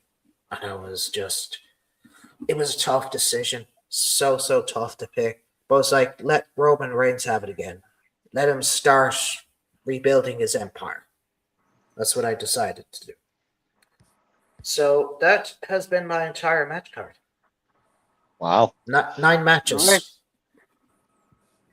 Well, at the end, your 9-match card and mine and Ross's night 1. It's gonna be better than what we're gonna get 7 days from now. It really is. It really is. I really liked your stuff. I thought about using almost too, just as an aside, just randomly when you mentioned. I didn't use him, but I almost used him in the body slam match. I like that. I like the squash. Yeah, the Oba squash from Penta. I like the Usos and the Pauls in a TLC. Yeah. That's a hot match to start the show. Idea of the Ortons versus the family thing. I like that too. So and you got Brock and Braun. That's another good one job. too. He's kind of spoiling my night 2 event by having those Pauls in that tag team match. And yeah, my night. Okay, so now before we go to the night 2 booking, now we're gonna go to the night 2 card and give our predictions and opinion of it. So night 2, this is the only. Okay, selfishly, I will admit this is the only match I'm actually looking forward to, and that's Oba Femi versus Brock Lesnar. Then you got a 6-pack ladder match for the IC belt with Penta, Javon Evans, Dragon Lee, Rusev, Rey Mysterio, and JD McDonough. Then we got Jade Cargill defending her women's title against Rhea Ripley. And you got Sami Zayn versus Trick Williams with the U.S. title on the line. Finn Balor as the Demon returning against Dominic Mysterio. And the main event is Punk versus Roman. So, Chris, we'll start with you. Your thoughts on the Night 2 card. Yeah, the Night 2 card, though, like, I could probably see it. Part of it's kind of a mix, though. Oba versus Brock, though. I could see it being interesting. Trick and Sammy. Probably not so much, though. I hope that Trick goes over. Jade and Rhea, though. And probably most likely want Jade to go over. All right. See, Ross, your thoughts on the Night 2 card. I think it's about as bad as it can get. I'm over. I do not like Brock versus Oba at all because I'm completely over this idea of okay, he's gonna get the Brock rub. I mean, it's too obvious. Like, how fake are we? Like, we know that's what they do. We know that's the whole point of this thing. You can still get Oba over in many other ways, just like how we all booked him. I think that's just awful. Just a stench from yesteryear. Rusev in a ladder match. He doesn't do ladder match. Like Sami Zayn. Well, who's he wrestling? Trick Williams and he's defending his U.S. belt. And that's the match, by the way. Lil Yachty is going to be a part of. What is Sami Zayn doing with the United States? What's up, yo? This is my homie Lemony, guys. Hey, Lemony, good to see you again. Hey, Lemony. Lemony. All right, I think let's you'd go have a hard to. time making a worse card than that, to be honest. That's how bad Probably. I think it is. All right, Jerry, your thoughts on Night 2's card. Well, I kind of agree with Russ about Uba and Lesnar. It wouldn't be nice to see Tricky Williams get the U.S. title. That'd be nice, a change of pace. What else was on there? So you got the 6-pack ladder match. Yeah. Yeah. Sorry, I'm going to have me a 6-pack here. In just a 6-pack second. ladder match. Yep. Then you had let's Jade see. Cargill, Rhea Ripley, and Finn Balor, and Dominic Mysterio, and Punk Okay, and let's Roman. see. 6-pack ladder match. I figure Penta's going to take it. Ray will give him a hell of a match, though. That way, Ray gets a kind of a last bit of a pop. Mhm. Then we'll go to Jay Cargill and Rhea Ripley. Such excitement in that match. I really just can't wait for the match to begin so I can really watch it and really, truly give my. Oh, sorry. Sorry. Fall asleep there. Yeah, of course. Yeah. Now I figure they're going to give it to Rhea because she hasn't been champ for a while, and she had that big pop when she knocked off Charlotte Flair. That was what, 2 or years 3 ago, right? years ago. I think it was 2. It was the one of Philly. So that's that, and then we have the Demon versus Diamond Dick. Let's see. Well, personally, I'm going for Finn Balor. So he needs a W. Hey, then the And last match you got, Punk and Roman. Oh, this hands down. Yep. Roman. Tribal Chief. Yeah. Yeah, I just want. Yeah, I want Acknowledge. Roman to go over though. Same. Yeah. I mean, I am a little bit of a CM Punk fan, not as much as I used to be, but I'm a bigger Roman Reigns fan, and yeah, Roman Okay. Reigns hands down. Roman All right. can't lose to that jabron. Can't. All right, Tommy, let's go. Your thoughts on the Night 2 card. Who's the Night 2 card? All right. So I don't fucking I'll know. I'll go through it again. I'll go through it again. Open Femi versus Brock Lesnar. Jay Cargill versus Rhea Ripley. Sami Zayn versus Trick Williams. Then you got the 6-pack ladder match for the IC belt with Penta, Javon Evans, Dragon Lee, Rusev, JD McDonald's, and Rey Mysterio. JD McDonald's. And you got Finn You stole that Balor. from me. versus yes, I did. Finn Balor versus Dominic Mysterio, and CM Punk versus Roman Reigns. I think you said JD McDonald. Okay, so I could care less about the 6-man tag match. Same. Um, We'll be a Brock. Oba over Brock. Okay. Um, Jade versus Rhea. Rhea Ripley, Mommy's always on top. Okay. Sami Zayn versus Trick Williams. Simp. Sorry. You know, I'm not like a big fan of this guy in real life, but I'll go Sami Zayn. Okay, so the cab driver. Okay, Finn Balor versus Dijak, whatever Jared calls him. Finn Balor versus who? What's his name? Diamond Dijak. Dick Mysterio. Oh, Dirty Dom. Finn Balor's kind of boring. Okay, then Punk and Roman. I know this one's It's tough. like the obvious answer is Roman. Good man. Good man. Okay. All right, Paladin, your turn. All right, OB versus Brock. Who do you got?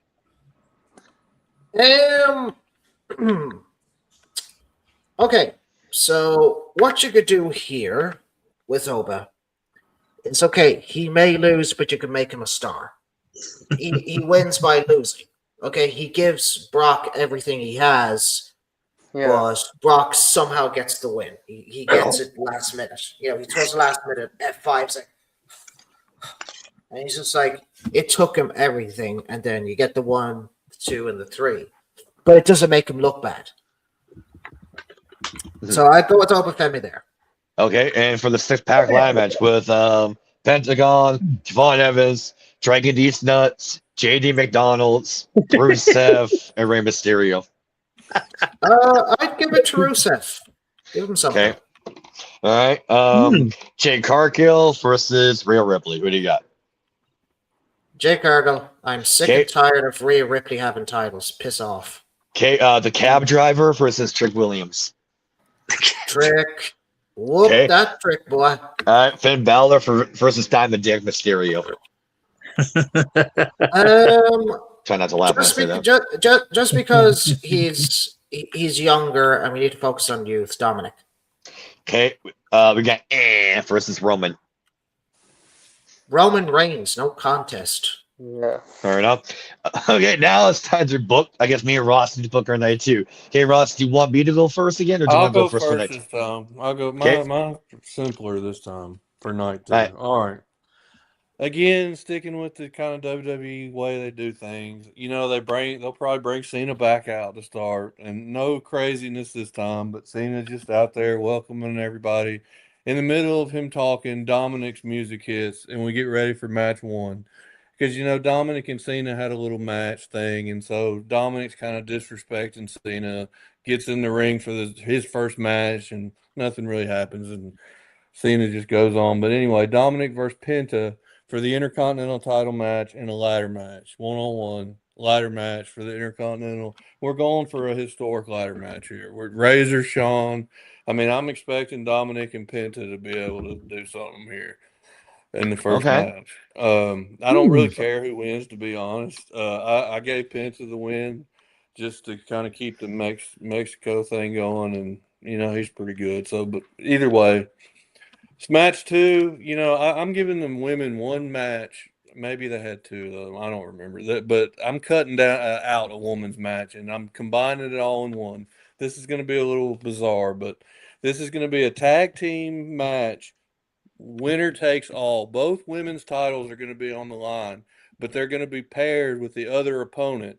So you're going to have Rhea and Liv Morgan versus Cargill and Vakur. Whichever team wins, they get those titles. Both of them. One gets one gets the other. So you'll have I like that friction with unification. teamwork. And, I like that. That way you get both those matches out of the way in one, and you know, I kind of like that. Yeah, I like that. That's good. Yeah, I don't really care who wins either, to be honest, but I'd probably go Rhea and Liv. Just they might get the best cheer, you know, whatever. All right, but still, you know, it's just a little something out of nothing. Are you sure they number can't 3. no, never mind. You broke his heart. go Drew McIntyre versus mystery opponent. This would have been, Oh. built up. We would not have seen Finn Balor any. If the mystery opponent's going to be the Demon Balor, but this would have come out of nowhere, kind of. And if I was doing it, and McIntyre would be, but Danhausen comes out. We're getting another Danhausen spot here. And he tells Drew he doesn't know it, but he's been cursed for a while now, and which would kind of go along with the luck Drew's had. You could almost believe that. And the only way he can break the curse is to beat the opponent tonight, his man, the Demon Balor. And the Demon comes out, him, and that whole thing. Balor gets the win, and I'm giving Balor a push going into SummerSlam. Okay. All right, match 6. I think I'm on it. Oh no, I had to write on the back of the sheet. This is Roman versus Jacob Fatu in a Hawaiian Island death match, last man standing. Wow. I trust both these guys to make it look serious. We might even have some items that maybe even during a commercial thing, we setting up some Hawaiian looking stuff out there. And I'm expecting this thing to be pretty serious. Kind of like the Drew Fatu match a little bit, except I'm putting Roman in there and they'll have a little family feud leading up to it, type of thing. And Fatu and Roman, I almost wanted that to be the world title match, but I thought Fatu being in a world title match wasn't good for the for the For the what do you card. call them? The fans, the ones that just come through, casuals. Casuals, I didn't think Fatu. Yeah. So there you go. And then match 6 is the SummerSlam #1 contenders match for the World Heavyweight title. And this is going to go back into my LA Knight thing. CM Punk versus LA Knight. The winner's going to face Randy Orton at SummerSlam for the title. And this is midway through. Orton, Stephanie, and McAfee, the new group, sort of TKO group, come down and they're trying to screw LA Knight to hold a match because I'm giving LA Knight a Daniel Bryan to SummerSlam. Hopefully that's how it would go. But LA Knight keeps avoiding losing, and CM Punk's just kind of confused by this whole thing because he's sort of a babyface. He doesn't understand what's going on. Finally, Punk's had enough, and he starts to attack Orton and them. And that's when LA Knight comes up, hits his move, wins the spot to be in Number contender. SummerSlam. Yeah. And so we're going to have Raw where Stephanie and all them are like, you're not good enough. Basically, I'm going to copy the Daniel Bryan playbook here. And I'm thinking the fans get behind LA Knight pretty easily. And, I don't know. I'm kind of rolling the dice that they'll do that again. Maybe, could be a yes. I don't know. Something like that. So, anyways, that would be a little risky, but that's match 6. And match 7 for the WWE World Heavyweight Championship, champion Brock Lesnar along with Paul Heyman versus Logan Paul with Jake Paul in his corner. And this, again, my build-up for Logan Paul was similar to what Paladin said with the training and everything. And Logan Paul's no goofiness during this whole thing. I don't want any of that goofy crap. This is like serious your whole life. And I'm giving Logan Paul the Rocky treatment with the working out and maybe even the music throughout this build to this match with Brock Lesnar. And this is where I'm going all in to try to land my celebrity for this WrestleMania and try everything I can to get Sylvester Stallone to be there or to be helping out Logan Paul, giving him tips, whatever, just as a presence. I don't know if he would do it or not, but that's what I'm going for. And same with Brock, with Paladin. Brock can be here and there. Brock probably not taking it too serious. Heyman can you laugh at it the whole time. This is all about Logan Paul though, and I'm trying to get people to watch this thing, to kind of which TKO is not doing. So I'm really going to lean on that Netflix fan base that watched Mike Tyson and Jake Paul, and I'm trying to bring the people to this thing because this wouldn't be my main event otherwise if it was like for marks or for what I would actually enjoy the most. But this is just to get people to the product. To watching, yeah. Yeah, and so we're having the match, and I think they would have a pretty good match with each other, to be honest, because Logan can fly and Brock can catch him and suplex him, and stuff like that. And I figure the first 20 minutes we're getting a lot of Suplex City and Brock giggling and laughing and sweating over his body, and then we're gonna work. Logan's gonna get the quick comeback thing, probably a little quicker than you even think it would. And then our finish is gonna be Heyman's arguing with the ref. Jake Paul gets up on the thing, turns around, Brock walks into a cross from Paul, turns around, maybe Logan just rolls him up, and we get a pretty swift 3 count. And Logan Paul is the WWE champion, and the Jake Paul's proud of him. We give him What the maybe fuck are you confetti talking effect, about, bro? and that's how we go off night 2. Logan Paul Hmm. wins the WWE championship. Damn, that I should have went for his name. That's pretty good. Bro, people yeah. hate Logan Paul, man. That's a hot take. That's I mean, impressive. I'm doing it just for the Yes. people. Now, he's not my favorite wrestler by any stretch. I'm just willing to sacrifice what I would personally like to get people, hopefully get people. Yeah, keyword hopefully. I gotta say, your night 2, that's solid. You know, Drew and Demon Balor, Roman and Fatu in that Hawaiian street fight, and fucking Brock and Logan. That's a solid like night 2, final 3 there, and Penta. And who'd you have face Penta again? Penta and Dominic for the IC. Dominic. Yeah, on paper, that sounds really good. I think Speaking that of would be paper, good. Brandon in the chat says, I would like to see a Braun Panties match between Liv Morgan and her reflection. So it's a guaranteed win for the casual audience. In LA Knight's words, yeah. What couple? Yeah. What couple would you put? Like, I almost wanted to put Chelsea Green coming out and hooking up with one of these wrestlers, making out with them after the match, like, and create an item. Like, I wish there was more male, female, like, items, and where you could have Well, rivalries that consisted of cheating and that you're looking About at her that. a little too hard, like things like About that. well, So, like, sit who would you tight. put together? I couldn't come up with anybody. I Well- don't want to put married couples because we all know they're married, and that'd be stupid. Yeah. Well, I'm gonna give you a little hint here, Ross. Stay tuned for my night 2. Oh, okay. right. And Brandon says, Ross, you're hired. Triple H, you're fired. In the chat there. Thank you. Okay, so Yeah. night 2, I'm gonna start up with a WrestleMania 30 callback. We're gonna do Braun Breaker versus Seth Rollins. Winner gets added to the main event for night 2's WrestleMania. And I'm gonna have Braun Breaker go over, thinking maybe a quick match, youth versus old. He catches some of the vicious spear. Braun wins. Now, match 2 is for the Intercontinental Championship, and I mentioned in my notes for night 1. AJ Styles does not retire at the Rumble. And I mentioned John Cena's last match. It's not against Gunther, and he's still the Intercontinental Champion. It's instead Cena's last match is against AJ Styles at the Saturday night main event, and he drops the IC belt to AJ Styles.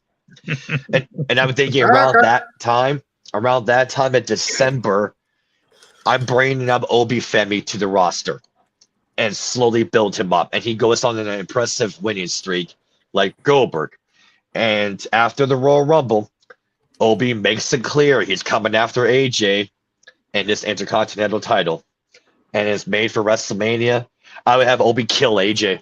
Just murder him in and out like Goldberg. Done. New IC champion. And I think with Obi Femi as the IC champion, he will at least hold that belt for 1 full year. Very interesting. I haven't thought of that. Didn't Paladin have him winning the IC too? Did you Paladin? I believe so. You I did, think eh? he had him in night 1 winning the IC. I thought maybe not. Well, we'll see. All right, match number 3. I like that thought. I've never thought about putting that on him, but I like that a whole lot better than just having him beat Brock Lesnar. You know, Well, for the- Well, I thought just build him up, bring him up. give him a belt. months You don't early. care about him anyways. Yeah, like bring him up early. He goes on an undefeated streak. AJ doesn't. He can retire at WrestleMania if he wants to, and he puts over Obi Femi by putting him over and making him look like $1 million. Yeah, I like that. Out with the old, in with the new. Okay, now match 3. This one, it was tough, but I'm gonna keep it. I'm gonna have fun with it. It's a no disqualification match for the WWE SmackDown Women's Championship. Jade Cargill versus Rhea Ripley. Okay, so for this storyline, they have something there when the social media stuff was starting. They had something there. something for the build-up. Jade can accuse Rhea. She's sleeping around with Triple H. She gets favors from the boss, how close they are. Rhea can take shots at Jade for being a muscle bitch. She doesn't understand the business. She didn't put the work in, and she only got where she's at because of the money and the people she knows. Just making it very personal, like shot after shot after shot. Rhea can even say, well, you're a shit mom because shouldn't you be at home for your kid and not on the road? So what means more to you, money or family? And you get to the match where these women want to kill each other. I'm going to have Jade Cargill retain the belt because Rhea's too predictable. And I'm thinking with Rhea losing, because if Jade loses the belt, what's the story? If Rhea loses, there's a story there. She lost. Now she can have a kind of like a downward spiral kind of storyline where she's got to look at herself in the mirror. Okay, who am I? Like, I'm not doing it well. I'm losing. Kind of slowly change her character up throughout the summer. Brock Lesnar, match 4 versus a mystery opponent. So I'm going to still keep the open challenge thing he's doing. However, I'm going to have Jacob Fatu answer the open challenge. And, get Jacob Fatu and Brock on WrestleMania on paper. That sounds good. I would say Jacob gets some good offense in. He looks good. Brock goes over and he catches Jacob with an F5. 1, 2, 3. Brock wins. I like that match. Okay, now I'm going to go to my semi-main event. Okay, this is like Attitude Era Crash TV I got right here. Okay, and I'm going to give Russo credit because I got this from him in his booking WrestleMania 2019 video he did on Patreon. I'm going to put The Miz and R-Truth back together as a tag team. And I would say throughout the months, there's going to be rumors going around. Is Maurice having an affair behind Miz's back? Okay. She's not answering her phone. She's not at the house. The daughter's not there. No one knows where she's at. And Miz throughout the week is getting more paranoid, like where's she going on? And he even calls like family relatives and friends in Ohio to go to the house. Nothing. And Maurice says there's nothing going on. It's all in your head. Not cheating on you. It's just wrestling paranoia. Stop thinking about it. Then for some time, Miz starts to relax somewhat. So now, who could we have Maurice have an affair with? And I'm thinking these two names I'm about to mention are the perfect examples of sleazeballs that would not give a fuck about a marriage. So it comes out that Maurice is cheating on Miz. She's going to take the daughter with her, file for a divorce because she doesn't love him anymore. She's having an affair with Logan Paul and Austin Theory. Both of What them. a whore. Wow. Or Yeah. like Grayson Waller. and Austin. And I thought you were going to say you could McIntyre. no. I reused it for Nick Aldis for night 1, if you remember. He gets suspended for that beatdown on my night 1 there. And I'll have Maurice, take shots. You just can't cut anymore. These guys are young. They're more excited to bet. Like, have her take shots at Miz and all that stuff. And now Miz is boiling with hatred against these two jackoffs. Because now this is a man that's about to lose his family. Now he's got to try to fight to keep what he has left. And R-Truth, being the friend of Miz, wants to help Miz get his payback and get revenge against that cheating whore and those two scumbags that just ended that family. And at some point throughout the build, we'll have Miz and Truth be the tag team champions. They're going to WrestleMania as the tag team champions. And with all this hatred and animosity happening, I would have Logan Paul and Austin Theory squirm in a condition where if Miz and Truth get disqualified, they lose the tag team belts, and Logan and Austin get the belts. So we get to the match. Like, it's a fucking battle, but Miz will lose his temper when he sees Maurice holding the baby, with those two. And Miz snaps, and he basically just kills Logan and Austin, getting himself DQ'd and true. So Logan Paul and Austin Theory win the tag team championships via the disqualification clause, and I would keep the storyline going for one more month until Backlash, rematch, but it's in a cage match. And that's where Miz and Truth will get the revenge and get the belts back. And how would I end the affair angle? I would have the following night in Raw. Maryse tries to sneak her way back. Now that Miz is a champion again, Miz is like, no. You're not going to come back into our life after you cheated on me for months, got our child involved in it. We're over. We're getting a divorce. Then that way you can be on your own, be with anybody you want. That storyline's done. Cheated on him with 2 guys, not just one. I had to get creative. I didn't want to do one-on-one. I needed a tag team feud. I would That's be the first entertained by all that. I was gonna say Attitude Era, Crash TV, and I think the Miz and Truth would be one of the more hotter baby faces on the show because of the angle, because they reveal sympathy for Miz.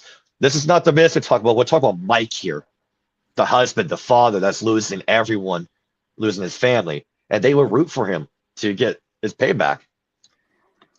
Then the main event, like I said, Braun Breaker won that match against Seth Rollins, so it's going to be a triple threat match. CM Punk defending the belt against Roman Reigns and Braun Breaker. Out with the old, in with the new. So we're going to have Braun Breaker not only win the Royal Rumble, but he's going to win the triple threat. He is the new champion at the end of night 2 of WrestleMania. We're going to go with him. And that is my night 2. With a special comedy alternate to Cody and Orton with McAfee on a pole match. I watch it. Vince McMahon being the referee. So there we go. We all did our WrestleMania book cards. They're Let's all see. pretty good. Yeah, They're all pretty- I would love to I'm see the impressed. Affair storyline. I really would. That'll be entertaining TV. I Yeah, like me the too. idea of getting it. My only question on that would be, they have to keep that up in real life. I remember one time when they split Lana and Rusev, and she was with Dolph Ziggler. Like, you just know that they're married in real life, and like that would Okay. be hard for me to. So deal what I with. would do, this is what I would do. Try to protect kayfabe. Obviously, behind the scenes, I would approach Miz and Maryse about this. If they're Yeah. comfortable and commit, we're going to do it. To say, no, we're not comfortable, then we'll do it. But let's say, no, let's do it. So I would say, okay, They if can this do it, shit were too. real, absolutely they can. This is what we're going to do. You guys cannot do any social media posts together. You cannot be seen together from time to time. You got to not be in the same house. Maybe once in a while want to do a short visit so no one puts 2 and 2 together. Fine. You basically want to keep them apart, far away as possible in the public eye. They can try to privately see each other, keep the family going, but you have to let the kid know so the kid knows as a storyline. You got to smart the kid up. I wish Daniel Bryan and fucking McFoley did that in their matches, but that's a different rant. And then No. Miz could be like the Macho King. This could be his Macho King run, and then you could culminate this thing next year with Miss Elizabeth coming back in there, And Miz forgives her. And yeah, I don't know, just a thought. That could be a year-long build. That could be with the right writing. But if they agree to it, you got to keep them apart. Don't know Instagram photos, like nothing. We're going to go back to kayfabe, how it should be right now, but they're stupid, don't know how to do it. That's how I would do it. And I think it could go well. It'd probably be a really hot angle, one of the hottest angles in the company. And so I'm not ending at WrestleMania. You could, but that's too easy. That's why I put the DQ finish stipulation, so they lose the belts because of out of anger and temper, and you can finish it off at Backlash in a cage. I like that. So that's the one match I would pay to see, and I want It's to make definitely Obi better than Sami Zayn versus who was it? Trick Williams. Yeah, yours. Well, that's a why little my better night than one- that. That's why I did my night 1. It was Trick versus Carmelo Hayes. They got a history. They were a tag team at NXT. Trick won the Battle Royal. Let's make him. Let's make a new star. So I decided to work with the card that they given us, or else I would have went with the Paladin around and just customize and do the one night. But I wanted to challenge myself doing the 2 nights, work with what I got, and see what I can do. Did Oba ever have a match with Trick in NXT that you know of? Chris, you're an NXT watcher. Do you know about that? I know they have actually. Oh, Oh, they have? because I floated Yeah. around Yeah, the idea they of just did. having them have a match at WrestleMania Well- to see who really is the next big thing. But I like the squash. I like y'all's idea of Oba squashing people better. Because to Yeah, me, of course. and we talked about this on Paladin's show last night. He should beat the Black Goldberg. I like his look. The only couple names I'm not a fan of. I just don't like the name. Yeah, Well, for you can the always come up with something that works. I mean, yeah. for God's sake, Steve Austin went through so many name changes. Like, he was stunning Yeah. Steve Austin, the Ringmaster, and then became Stone Cold. They found Stone Cold, something. Yeah, for the record, I don't watch the shows though.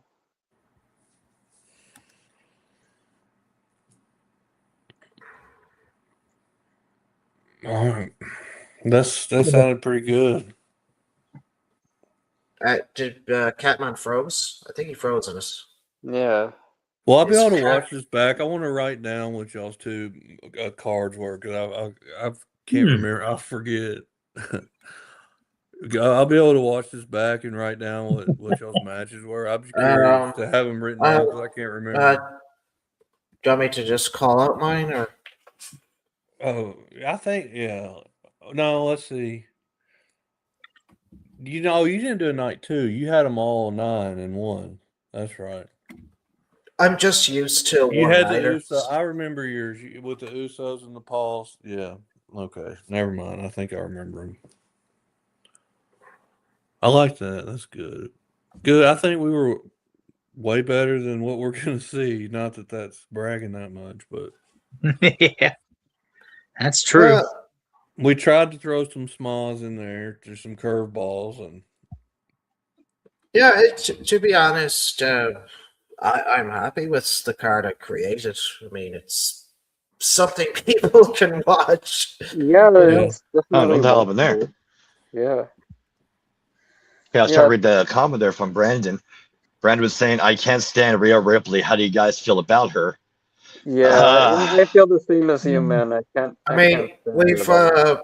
we've all heard of the Hulk Hogan problem. It's like, this is the Rhea Ripley problem. She's in too many main events. And it's like everything's been handed to her on a silver platter, and it gets to the point where fans can get annoyed. It's a case of, where's a new face, someone fresh, or someone that they're getting behind. Yeah, of course. Though the hug ended it for me. With Yeah, Rhea I Ripley. did. Yeah, of course. Though I can't stand the fact that she squashed like everyone though. Like one of them being my favorite though, that she squashed though like months ago. So They had something there. Like they did when the Homami thing, she got goth, and she was kind of turned into a different character when Dominic joined them.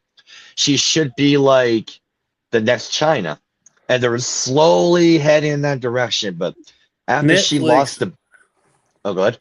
That's what ruined her for the Netflix Unreal when she was sitting back there Yeah. talking about the panic attacks that she has. I mean, she's supposed to be this gothic bad. I'm nothing. I have panic attacks, but like if I'm trying to be this gothic badass woman's champion that never loses, I'm not going to be on some program crying and having and showing my anxiety. Yeah. That was yeah, she's. and then I would. hugging That exposed Triple her. H.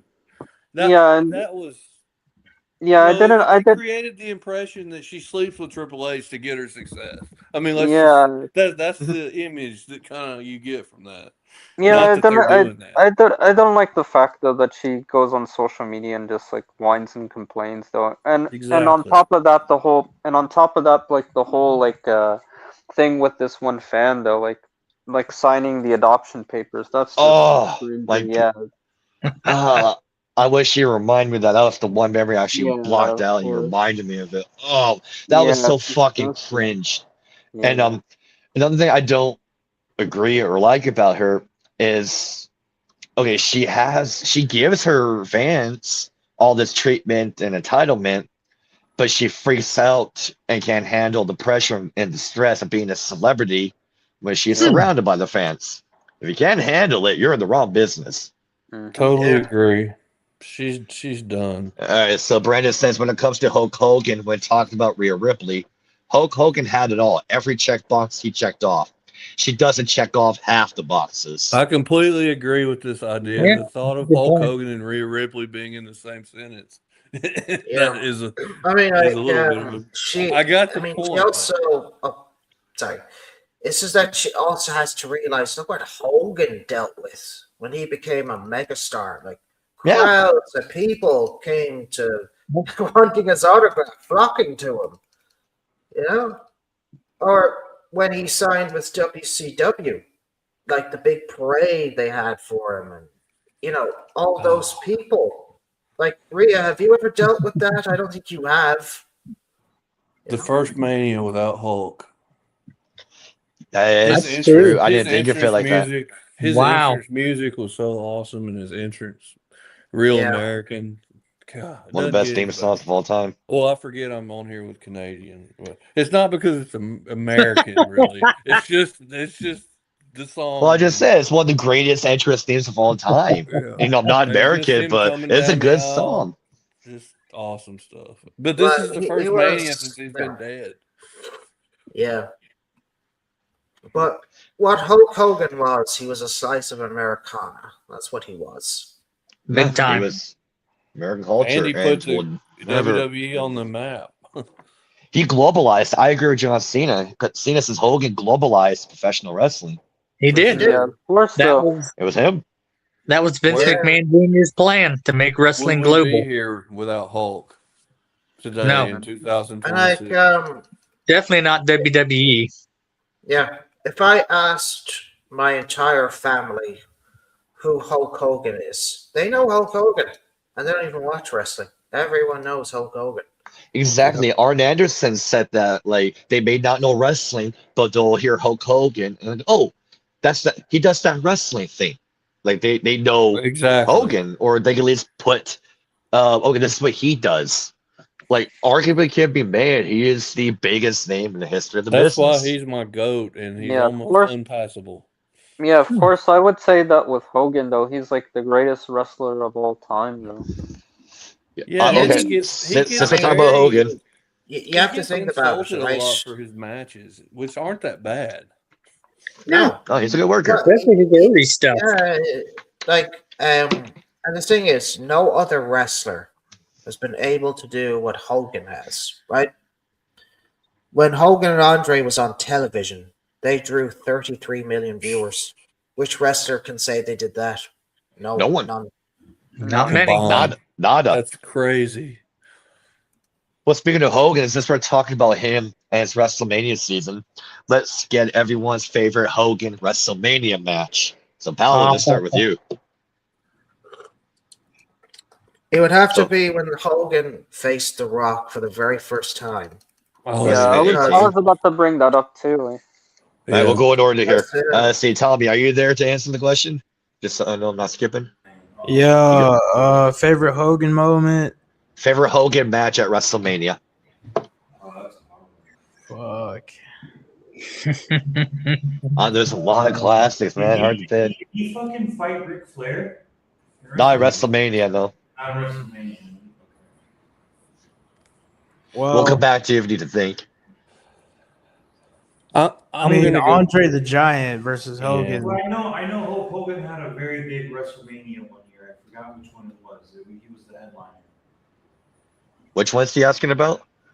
Hulk Hogan. Which year did he? Which WrestleMania did he headline? 3, 1, 2, 5, 3, 6, 5, 8, 6, 7, 8. 2, 1. He was like the star. Yeah, the first 9 he technically because of the ending. Yeah. 4, Yeah. he lost in the tournament to Andre in like the second round. Right, so- right, my bad. Yeah. Yeah, so 4 doesn't count. Well, I was saying, was that when a double count out or double DQs? Or, Right? yeah, Double they both DQ. lost. Brandon says Hogan versus Giant because I played that on the Legends of WrestleMania video game. After that, Warrior versus Hogan. I don't know if that was Mania. That was, Sir Brandon. It was at WrestleMania 6 in 1990. Jerry, how about you? Favorite Hogan WrestleMania match? I know who I he's have picking. two. Yeah, Two, two. King Kong Bundy. Did you say There you two? go. Yeah, the Giant match is probably what made him famous. I would have to say. Passing Hogan, of the Andre? torch. Yeah. Okay. Hogan and Good Andre WrestleMania 3 is tied for my most favorite Hulk Hogan match. The other, WrestleMania 6, only because of the way he lost. Which He handed plays the into belt my over. number one. I hate for my number one to be the match that Hulk Hogan lost, but It's just the way he did it. He showed he could be a gentleman. I so and not, you know- bad would want it to be Randy Savage, but you know Hogan's not going to lose these things. You know Randy Savage is not going to beat Hulk Hogan. And in the Yeah. Ultimate Warrior Hogan, you don't know who's going to win. And Yeah, that's it was a why. hell of a match. Really Yeah. good match. Yeah, one of the best ones they ever did. So you're picking that one too, Ross? As Warrior badly Hogan? as I kind of wanted to go with Randy Savage just because of the mega powers explode, that whole thing was so Yes, great. But you get that's to good the shit. end and you just know Macho Man's not going to win, though. I don't think, you know what I mean? I don't Yeah. think any. And so that just kills it for me. I like the Warrior Hogan. You didn't know what you sure didn't think Hogan was going to lose clean, or I didn't. No, Yeah. And not that time, what no. a shock to see that live, which I didn't, but I bet it was a shock. Yeah, because Edge and Christian and Lance Storm, they were in the building that night. Yep. So they would be shocked too. All right, Chris, let's go to you. Favorite Hogan WrestleMania match? I think it would be like Rock versus Hogan, though. That's probably been going with. Oh, I forgot about that. Crowd was nuts during that Yeah. match. No, Yeah. I'm going to my honorable mention because I watched it on pay-per-view. The Hogan and Vince McMahon street fight at 19 with Piper's Yeah. surprise return. That was Betrayed that Hogan. was- Yeah, that was good shit. That was good. It was not your wrestling 6-star match, but the goddamn story those men told. They had I was Seattle in the palm of surprised. their hands. I created Hulkamania and I'm gonna kill it. Yeah, and you had that classic satanic Shawn Vince's in blood, and he's got that smile coming. Oh, that's good shit. But my all-time favorite Hogan WrestleMania match is cliche, but I tell people you weren't there. Me and my parents watched this live on pay-per-view that night. Hogan versus The Rock at WrestleMania 18. That's always gonna be my favorite WrestleMania match of Yeah, Hogan. that's I the watched first it live with my match. family. Yeah. I would never forget that night watching it on the VHS when we were recording Yeah, it. I would I- never forget that. That Yeah, match will be in that the Hall of was- Fame one day. It better. It fucking better. Yeah, because that was the first match of Hogan's that I saw, and eventually I learned over time that the Sky Dome had huge significance as he faced the Warrior there. Yep. And I'd say the fans of Canada never forgot it, and Canada for Hogan has been home of some of the most influential matches of his career. And yes, he is seen as a god in He Canada. is. I give vouch Hogan. It's like Jesus Christ here. Like he is heavily worshipped in Canada. Like he is like a demigod here. He was one of the ones. All right, how about speaking of Hogan? Let's go to Mr. WrestleMania, Shawn Michaels. Favorite Shawn Michaels WrestleMania match. And Jerry, let's go to you. Oh, hands down, the Iron Man match. Oh, him With and Bret Brett, Hart. WrestleMania 12. Hands down. Okay, that's a good one. Classic. Chris, how about you? Favorite Shawn Michaels WrestleMania match? I think it would probably be. I guess I'm not quite sure if I'm being honest though. Like, who did he face like in WrestleMania? Like during. All right, we got him and Tito Santana, WrestleMania 8, Tatanka at 9, Razor Ramon at 10, Diesel 11, Brett 12, Austin 14, Jericho 19, Triple Threat with Triple H and Benoit at 20, Kurt Angle at 21, Vince McMahon at 22, Cena 23, Ric Flair 24, The Undertaker at 25 and 26. I guess it would probably be Taker then. Which one? 25 and 26? I think maybe 25. Good choice. For me, I'm going to do my honorable mention. It pains me. I can't put this number one. I just can't. I would say my honorable mention is him and Kurt Angle, WrestleMania 21. That's my honorable mention. But my favorite Shawn Michaels WrestleMania match, I'm sorry. That ladder match he had with Razor Ramon at WrestleMania 10, that was special. Yeah. That broke That was- the mold. Yeah, that was special. Brenda says Undertaker versus Shawn Michaels, WrestleMania 25, the very first WrestleMania I ever seen. That was a decent show too. I got that on pay-per-view, and watching that live on pay-per-view was fucking nuts. All right, Paladin, your favorite Shawn Michaels WrestleMania match? Well, that'd have to be the night he put Stone Cold Steve Austin over, WrestleMania 14. That was the first time I saw him. The next time I would see him, he put on a great match with Chris Jericho. Fantastic match. Fantastic. Yeah, An honorable mention would be his match with Vince McMahon, that street fight that he had. That was a good one at 22. Really good one. And he put Cena over as well, 23. Yep, that's another good one too. Really good match. Tommy, how about you? Favorite Shawn Michaels WrestleMania match? Me, it's 25 Taker versus Shawn, man. You know, the high flying Jimmy Snuka's son being involved in the cameraman, that spot. But my boy had a question, bro. Oh, yeah, I have a question. Are any of you guys old enough to remember back in the day with the illegal cable box? And you watched I've heard about it, but I've never done it. Use on the illegal cable box? Right here. The black box, yeah. All right, so do you remember the night? Which one of the Hart brothers died? Owen.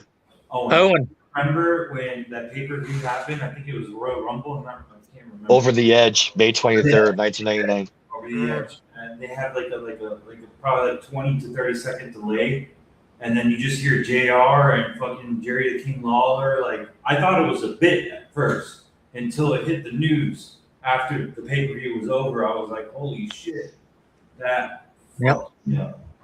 But my bad, I didn't mean to get off topic. No, that could be a show on the anniversary because that is a debatable thing. We could definitely do that for sure. Yeah, it's all part of wrestling history. It's all good. Yeah, for sure. Well, that'll be a show in May. We'll get our takes on it. Who else WrestleMania is important? I guess Taker. Fuck it. Favorite Taker WrestleMania match? Let's see. Paladin, we'll start with you. Well, now, the first time I saw The Undertaker was when he faced Psycho Sid for his second WWE Championship. Mm-hmm. It was an okay match. Okay. Then we go to The Undertaker versus Kane. That was a great match because it took 3 tombstone pile drivers to put Kane down. A very honorable mention is when he faced the Boss Man, when he hung him from the cell. Other good matches would include the one he had with Ric Flair. Obviously, Shawn Michaels and him tore it down 25. I saw it. Brilliant match. Him and Batista. Right. That's a good one. Yeah. Justin loves that one. Shout out to Justin. Yeah. And especially him and Randy Orton. That was Oh, fuck. I forgot about that one. Yeah, that's my favorite too. Yeah. His ones with like the ones I didn't really care for too much would be like his one with Mark Henry in that casket match. It was okay. Well, it wasn't the best, but okay. It kind of I gave it a solid thumbs up at least. And just all the moments. I loved all the entrances that he had. Like especially his WrestleMania 1998 entrance, that it sent the chills up in my hairs when I was watching it because I was like, it felt like the gates of hell had opened. You know, coming with the torches and shit. Yeah, that was cool. Yeah, like 2 powerful entities were about to clash, but you didn't know who was going to come out on top. You know, would the fire consume the darkness? You know, you didn't know. Other matches that the Undertaker had, his Triple H one at 17 was good. That was good. Yeah, all 3 with him were good at WrestleMania. Yeah. His one with CM Punk, okay, it was all right. To this day, I've not seen that match. I heard it's good, but I've not seen it. Yeah, I have. It was good. Great program. Really trying to get inside the Undertaker's head. You know. By mocking Paul Bearer and all that. That was good stuff. I enjoyed it. You know, back when Punk actually had stamina and could move. Let's see. Brandon says Taker Batista. Yeah, WrestleMania 23. I forgot about that one. I never gained that pay-per-view live. And can't believe I forgot that one. Now that you said it, I remember. That was a good one. I liked his Snow Horse Bard. His Snow Horse Bard at 27 was really good. I thought Triple H was going to end the streak that night. Yeah. But I was heartbroken when the streak ended with Brock Lesnar. But looking back, I was kind of like, it suited. Like maybe Brock was the one to do it. He had all the credentials in the world to do it, Yeah. and then he had like the T-shirt "Eat, Sleep, Conquer, Repeat," and he sold T-shirts over it, and Paul Heyman was really being a dick heel, saying, "Oh, my client ended." I was just like, "Shut up! I swear, I want to hit you in the face," and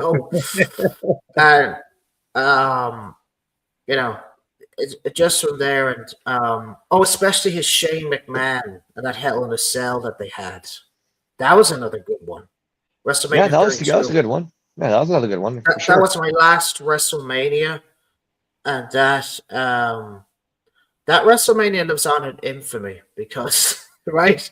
So Shane McMahon is at the top of the cell, and he's going to dive down on the Undertaker. He misses, and Michael Cole's reading off his script. He has a script in his hand. I'm like, yeah, you are not JR with the initial reaction of when Mick Foley was thrown off that cell. No. I was just, I swear you wanted to facepalm yourself. You're like, Michael, you're the most unprofessional jackass in the world. It's like, couldn't you just do it naturally without a script? Like, make it look like as if he didn't know what was going to happen. Surprising. I don't think Paul Heyman knew. Like this is why I'll give Paul credit because Paul said he didn't know. That was his actual reaction. The only people that knew were Brock, Taker, and Vince. I don't think the referee even knew. Unless Taker told him or Brock told him at some point during the match. No. I was talking about Shane and the Undertaker. Oh, my bad. Okay. I said Brock. Yeah. Like, my bad. I mean, like when I saw him reading off on the script, I was just like, dude, you ruined it. You fucking moron. I mean, it was a great match overall, but I'm just like, that's kind of the stain on the copybook, if you know what I mean. Yeah, as I remember that Fastlane before WrestleMania 32, where Roman won a triple threat with Ambrose and Lesnar, and you can see behind Roman, Michael's reading his script. He's holding it and he's looking down. He's like, I'm hashtag reading it out clearly. Oh my! Right. But anyways, so yeah, ladies and gentlemen, that was our WrestleMania predictions and us going over the card and three of us fantasy book it. I'll say this: Triple H, TKO, fucking ESPN, The Walrus, Deuce, Fanny Pack, which should be. No, I'm not gonna go that deep on him. Do better. You're not gonna do better. But as one of the Jays said on JCW Lunacy, Triple H, TikTok. His time is running out. We'll have to see. So that's for the show. For those who are watching, on Saturday and Sunday, we are going to be doing a live watch-along reaction to it. And we're not going to take it seriously. We're going to have a good time. We're going to make fun of it. We're going to do ICP, Stranglemania type of commentary. I'm going to bring back Diamond Delavan Douglas, a.k.a. 3D, to the show. And it's going to be a great time hanging out with y'all, watching the show, clowning on it. I might pop a gummy during the women matches. I don't remember it. And we'll have a good time. And it's 4 o'clock Central Time, 6 o'clock Eastern. And 3 o'clock in the West Coast there. That's the starting time. So come on by, get yourself some Faygo, donuts, fucking pizza, the green, booze, whatever you're into. Have that shit with us and enjoy us hanging out. Oh, what we got here? Okay, Brandon say, what about those leaked messages with Triple H and Nick Khan about Vince McMahon? Okay, so he's talking about the stockholder lawsuit that's happening right now. So more of those text messages got leaked as the court case. And in these messages, they were talking about how Vince McMahon was still in power until WrestleMania 40. Triple H has gone on the record now on Cody's podcast saying Vince McMahon was running shit. WrestleMania 40 was Triple H's first official event as the head honcho. And those messages, you've seen some creative differences between the two, between Vince and Triple H. And you had that infamous message that's been leaked on the internet months ago where they're talking about the finish to a match with Roman and Cody. And Nick Khan is trying to say the word Langus, which is signal backwards. Vince McMahon didn't know what that meant. Nick had to say read it backwards. And because of that alone, now people are thinking, what's really going on with the Stop Share lawsuit? What is really going on with Vince McMahon, Triple H, and Nick Khan? We'll have to see about that, especially more of them getting leaked. And if a court case gets announced and more shit comes out that they did lie to them stockholders and their advertisers, they're going to be in a lot of trouble. So we have to kind of wait and see what else comes out and what other information will get leaked on the internet for the public to learn about. That is interesting, though. And thank you for reminding me of that, Brad. I saw that earlier, so thank you for reminding me about that. Yeah, that is our WrestleMania show. I'm looking forward to clown on it next week. It's gonna be entertaining. There's only like maybe 2 matches I'm looking forward to. Oh, there's one that I do want to bring up. So they went ahead and showed the Clash in Italy poster for next month. I feel like they fucked up and unintentionally gave away the ending to Punk and Roman. Because if you look on the poster, Punk is on the poster, Roman's not. So to me, that means 2 things. Punk's going to win, or Roman's going to win, and Punk's going to be in a program with somebody else, and Roman's just not advertised to show up. But I think they unintentionally gave it away. Now they got to do something. We'll have to see. But I guess we'll do our plug, Sal. All right. So, Paladin, let's go to you. Let's go to your plugs, my friend. Okay. You can find me on twitch.tv/the Paladin of the Light, and every Friday I do the Holy Soldiers podcast, and Catman, my assistant's usually on. I have Jerry, I have Chris, or Tommy might be on, and etc. Others popping on. You can also follow me on Instagram under the same name, the Paladin of the Light. You can follow me on X at RealPaladin1991. And I also have a Kick channel, if you want to follow that, under the same name, the Paladin of the Light. Hopefully now, I've probably mentioned this numerous times, this apartment has taken up 2 years of my life, and I've not been able to stream more regularly, like video games, and do playthroughs of games as well. Hopefully I can get back to doing that once the new PC is bought. I'm still saving like crazy. I'm almost there, so prayers up that we'll get there soon. We'll get there soon, and I'll have more content for you guys. We'll still have the podcast on Fridays. I wouldn't toss that away. And you'll probably see me for the WrestleMania watch along. I probably won't be paying attention, as probably have some video games on instead. Yeah, he's gonna get high with. He's gonna get drunk and high with us. Slime for sure. All right, Jerry, let's go to you, my friend. You can find me on Instagram under SillsJJ. You'll find me on X under Jerry D. Sills. You'll find me on Rumble as Thanos Jerry. You'll find me here with Tommy and the gang doing Irish Whips and Arm Drags. I'm also with Paladin on his wrestling show on Friday. And about a half an hour, I'll be doing Censor Logs, the Star Trek podcast on Rumble on Galaxy Express Media Channel. All right, hell yeah. All right, Chris. Go to you, my friend. All right.